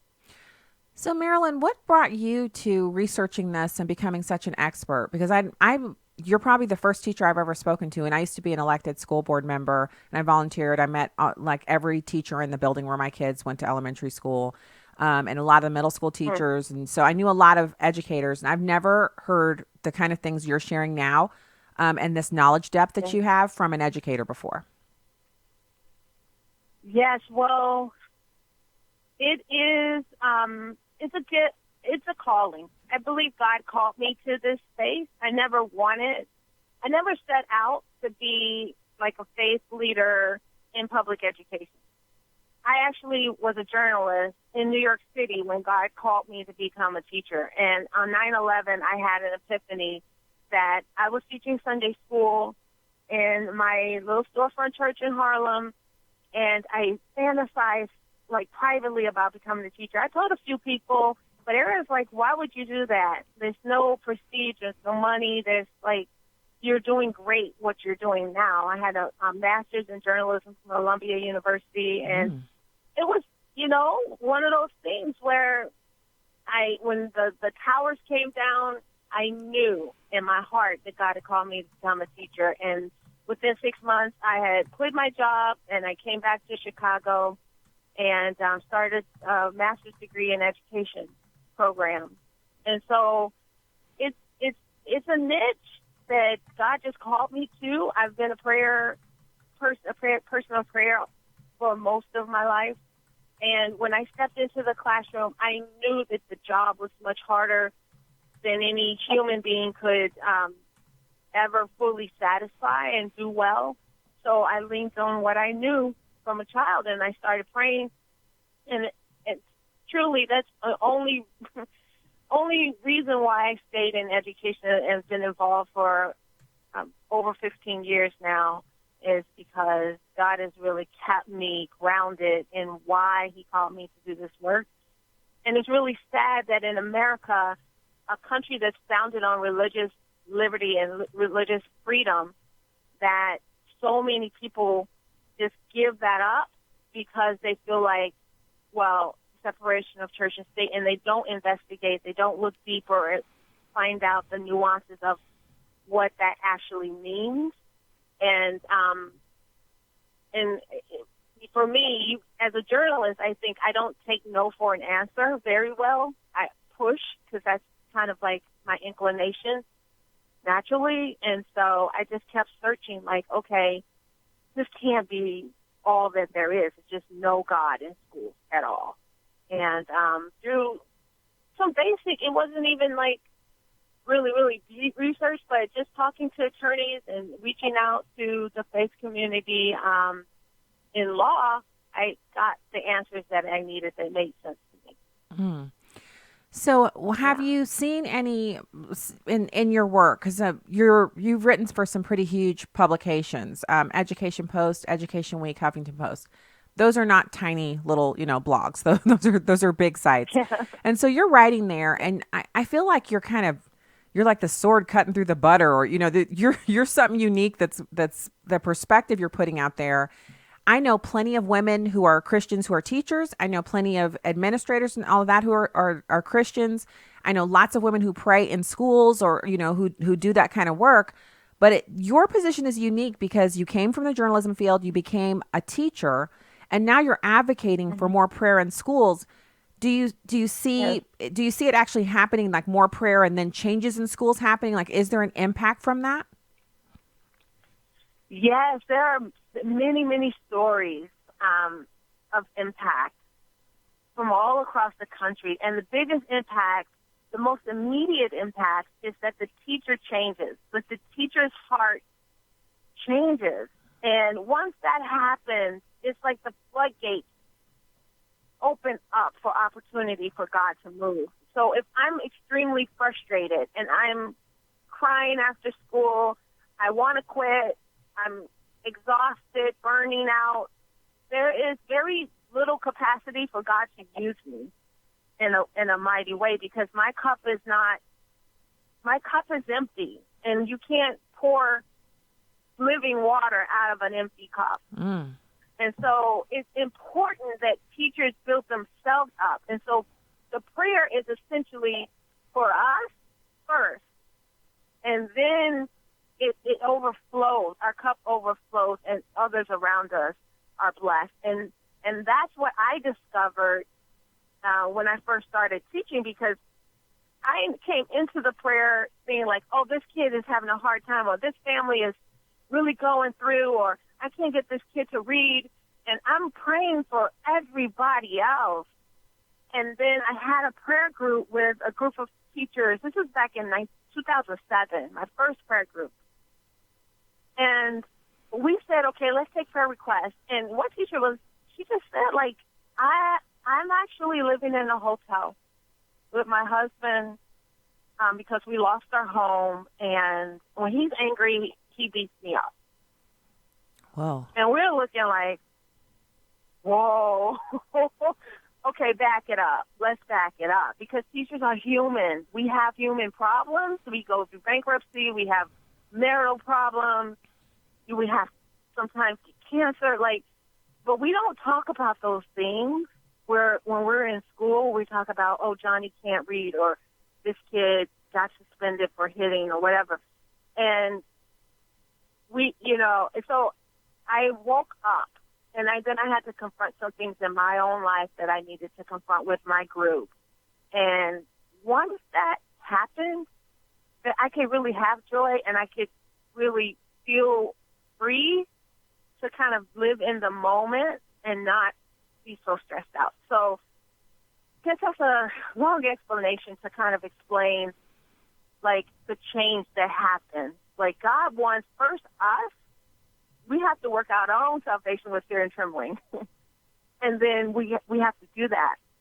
And from that flows the move of the Holy Spirit through our hearts. So that's really what we're reaching for. Of course, we love our kids. Of course, we want things to be better in our classrooms. But if we're not whole and well, there's very little hope that we can really, on the spiritual level, bring that wave that we need, that wave of transformation in our classroom. Well, I'm glad you shared that, because I think one of the things that's helpful to us, and we know as Christians that prayer works, that prayer is how we move the hand of God. We know that. But as human beings, we need reminding that this is what God does when we pray to him. This is what he does. And when you talk about the struggles that teachers go through, my daughter and I were at Hobby Lobby on Saturday, and we walk in, and I've got on no makeup, hair pulled back in a tight ponytail. We're going in there. We're going to buy teacher gifts. So we're going into Hobby Lobby. We're on a mission. And who should we see in line with no makeup on, I guess on a mission herself, but our daughter's orchestra teacher. But because we were in the Hobby Lobby, Marilyn, I didn't recognize her because I'm so used to seeing them in the building that if I see them somewhere else, it takes my brain a couple seconds do I know this person? They look familiar. Oh, you're Madison's orchestra teacher. Now, this woman obviously is allowed to leave the school building. She doesn't live there, but that's what happened. I was trying to figure out. And then when I saw her, she said, it looks like a great time for us to be, getting some cool stuff from Hobby Lobby. And we both smiled and laughed. And then we said hello really quickly and kept it moving. But in that moment, as we were walking away and I glanced back, I thought, she's shopping at Hobby Lobby. She's probably got other errands to run. She's just like we are. It was weird because I told myself that. I know that, but I told myself that. And then we went and bought what we need to buy. But what you're doing is that's more real for us as parents. When we see the teachers in the building, they're in their role, even if it's at night. But then when we see them out, that's when you kind of wonder, oh, she's out by herself. I wonder where her kids are. Oh, what you start that. And you're making that more real by sharing the impact that prayer has had and how teachers are struggling and going through the same things we all go through. And when they're praying, they're getting blessed. And we need the teachers to pray just like we need the parents to. Yes, absolutely. And, teachers are often treated as widgets. We're a means to an end. We want our kids to grow academically and be healthy, social and emotionally. And you're in charge of this. You make it happen, teacher. And we don't, most of the time, think about the humanity of that teacher. They're very, they're utility almost. And that becomes sometimes our own identity as teachers. We accept that. We act as if we can't be human. We can't have a bad day, and we beat ourselves up. And so, we know that our work is divine. I always say we acknowledge the humanity of teachers and the divinity of the work. The work is divine. We're pouring into the next generation of students, and we're loving other people's children with the goal of doing that unconditionally. So it's divine work, but we're human.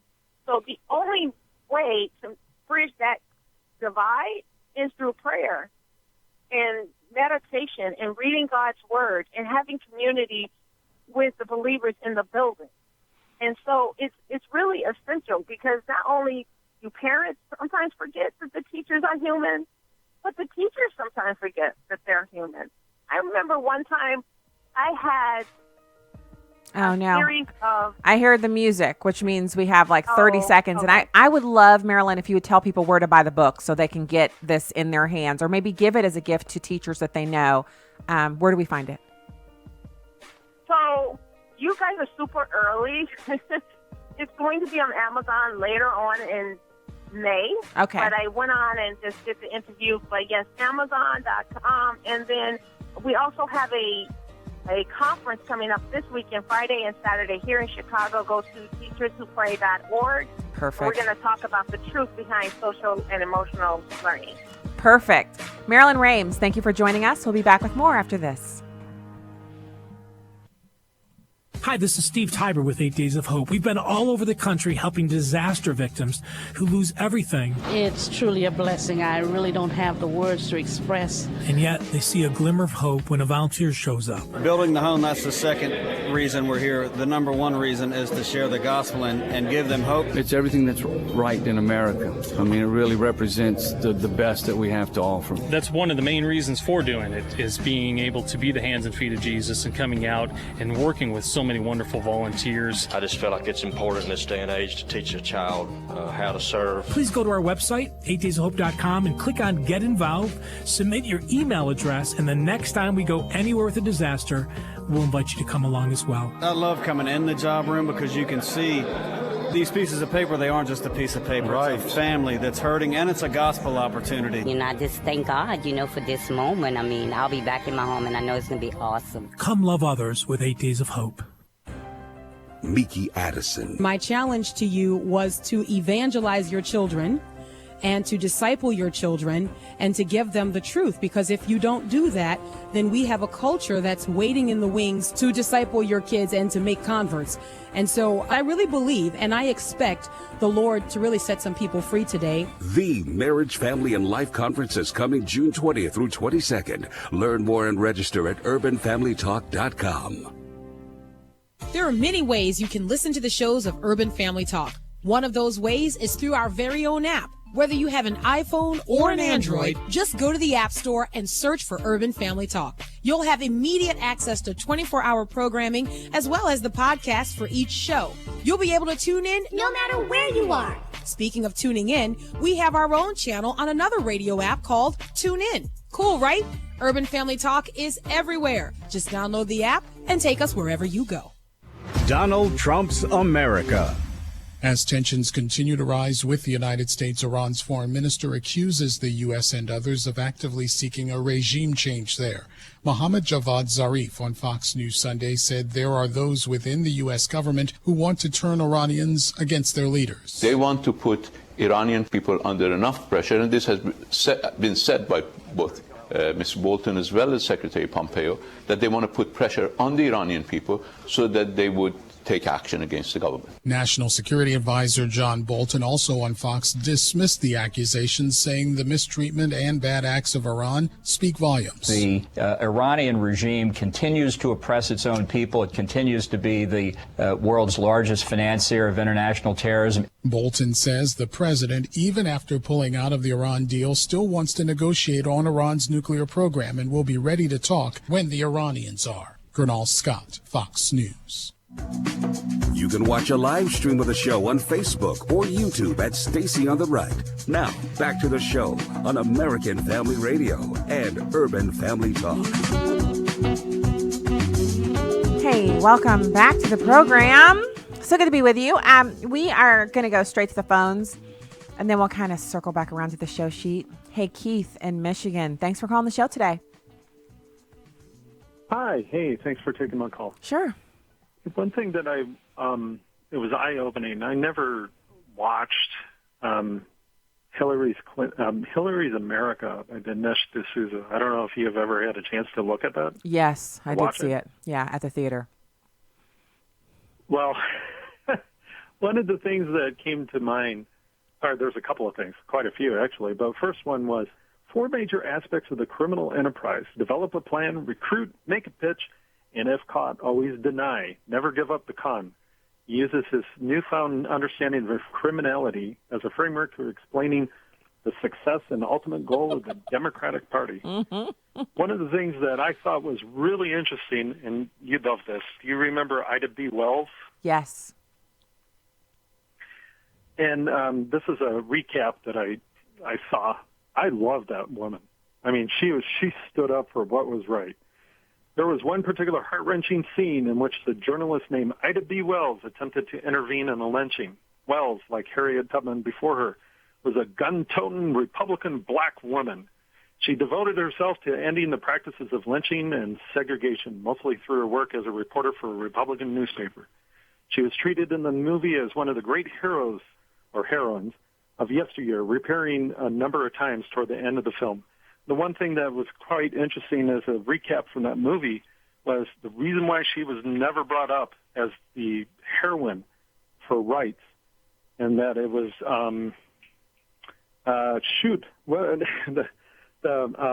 Rosa Parks. Oh, yeah. Rosa Parks was brought up, but not Ida B. Wells, because she was a Republican black woman. Right, and Rosa Parks, obviously, I don't really feel like Rosa Parks was political at all. Like, wasn't running around working for Democratic causes, but she can be painted as a Democrat. because there's not a lot known about where she was politically, where with Ida B. Wells, she was obviously a Republican, and she wrote about that kind of stuff, and she was a gun supporter, gun-owning, gun-toting, gun supporter. And that's why, just like Condoleezza Rice, you never see them lionizing Condoleezza Rice. They don't name buildings after her. They don't, liberals don't make movies about her.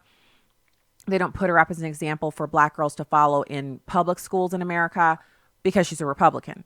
But if she had been a Democrat, they would, because obviously, you know, she's very successful. She's very accomplished. The thing that you say is right. I saw online once, they were talking about Stacy Dash, but they were saying, one of the people in the comments on something that Stacy Dash was mentioned in said, oh, remember, she's sides with the enemy. We don't mention her. We act as if she doesn't exist. So it's not that blacks in America don't see Stacy Dash or know that she's out there talking, commentating, whatever. It's that they choose to ignore her because she's a Republican. The same thing they do with all black Republican women. So the point that you're making is very apt, and you know, it's just par for the course. But Ida B. Wells, she's someone that I really look up to her as well. She was very, very smart and fearless, which is a fantastic attribute to have when you're going to be out in the public doing anything. Thank you for that call. So I want to get to, so Pompeo has been getting interviewed at different locations. Like, he'll be someplace and people are like, stick a mic in his face and say, hey, you know, what do you think about the Russian interference and blah, blah, blah, blah, blah. Now, I don't know if you're just tuning into the show and you've never heard it before, you might be thinking, well, the Russian interference is important. Well, is it just important this election cycle, or has it been important every single time? Because guess what? They've meddled and interfered every single time. So why is it only important this time? Because if Hillary Clinton had won, they would have minimized this story the same way the Obama administration did. The Obama administration was aware that Russia was hacking into stuff, and they didn't make a big deal out of it because they wanted to connect it to Trump. Had Trump lost, they wouldn't have needed it. It would have been ammunition in their back pocket that would have come to nothing. But since he did win, they have to make a big deal out of Russian collusion, Russian interference, et cetera, et cetera. They've been doing this since, I don't even know when. Let's listen to Pompeo. It's number 3. Yeah, sure. Of course, the Russians interfered. It happened in the run-up to the election in 2016. Of course, they should have done everything they could to prevent it. I don't want to go back and revisit and critique. We have the mission now to make sure this doesn't happen in 2020. But it goes without saying, there were threats to our elections in 1974 too, right? And they interfered to our elections in the 80s. There's the fact that this town seems shocked by the fact that the Russians don't care for us, in that case the Soviet Union, I find stunning. I find stunning because this is reported, it's in books, you can see the Russian efforts over an extended period of time, and we should expect in 2050 the Russians will be added still. Now, isn't that kind of funny? Because he's saying no matter when it is, they're going to be doing this thing. This is their thing. They're going to do it. We should not be shocked by it. We should expect it.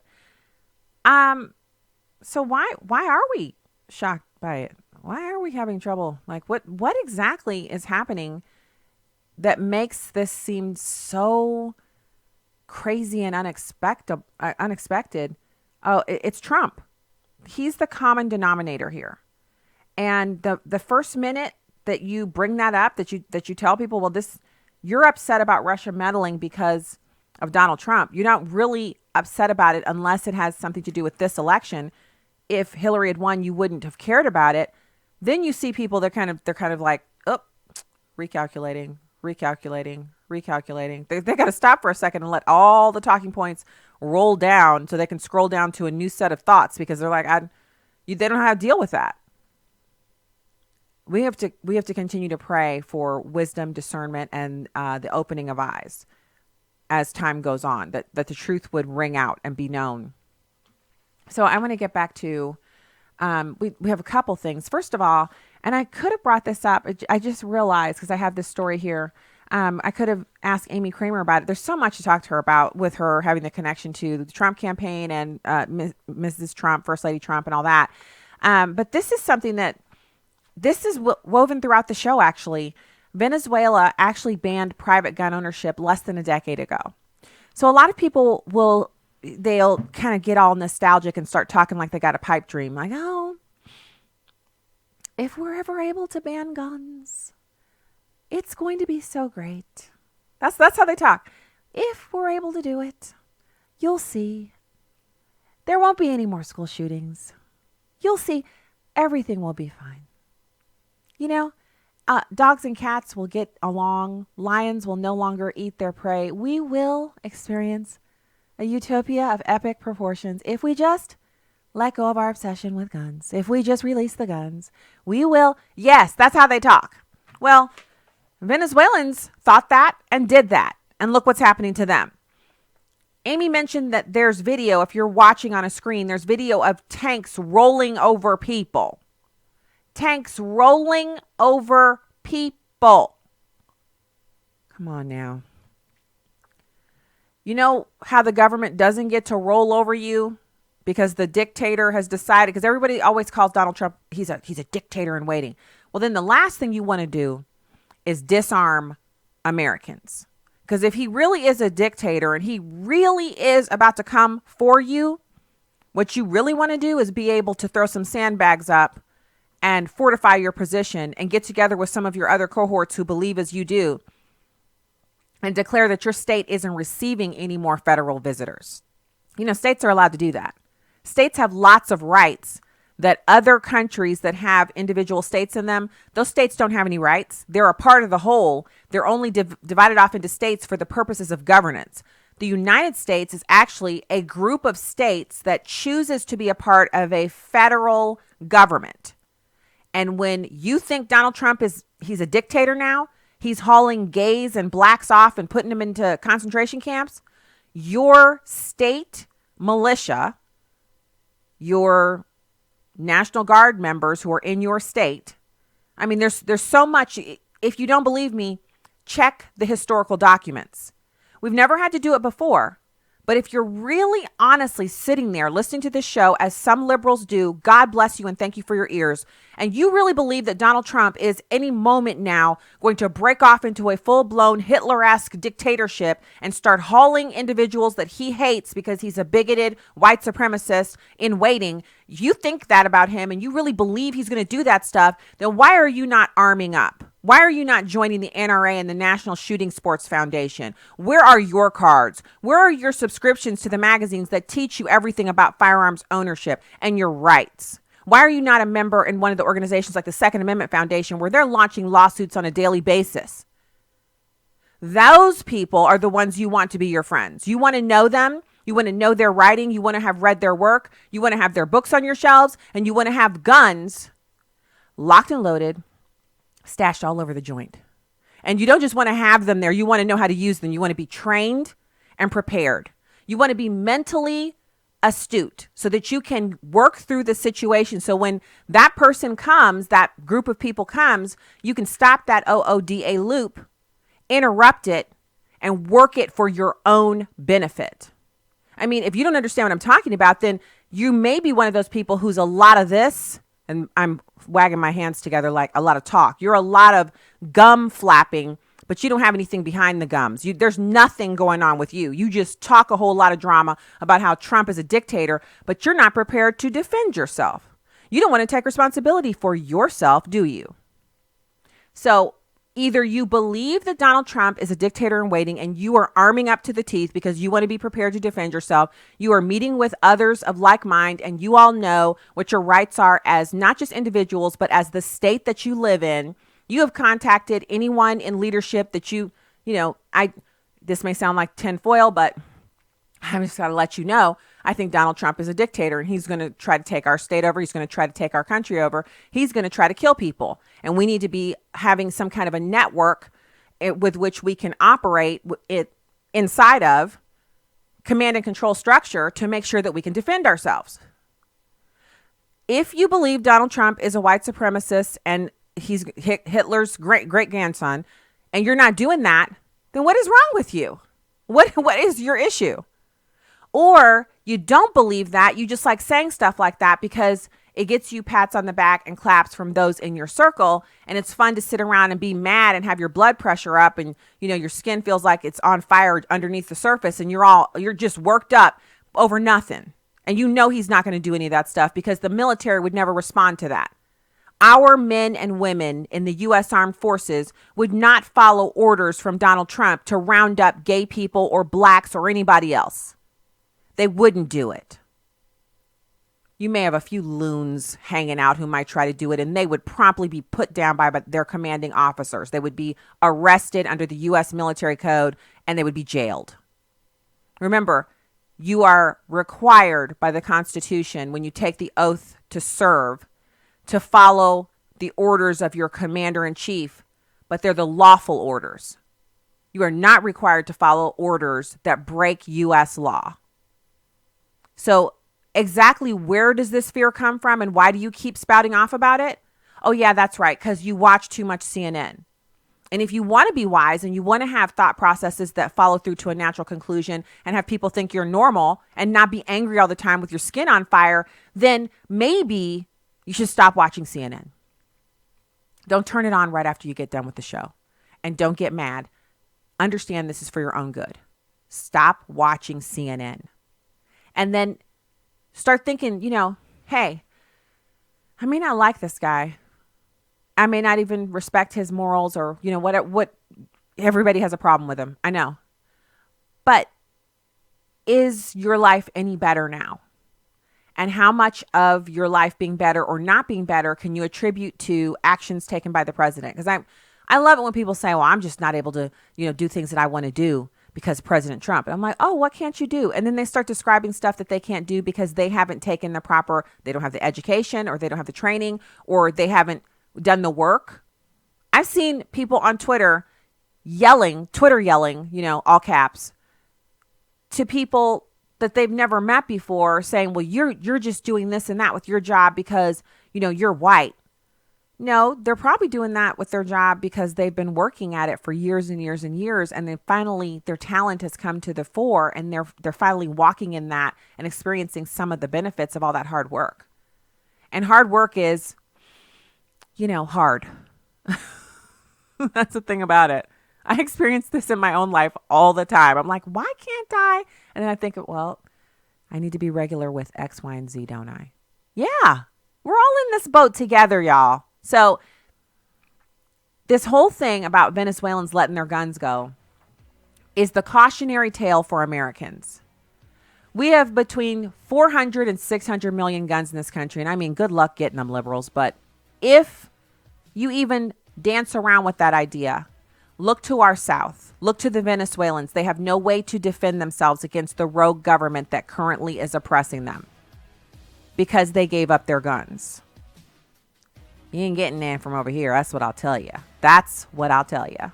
All right. God bless you from the heartland. Have a fantastic evening. More Stacy on the Right on AFR and Urban Family Talk tomorrow.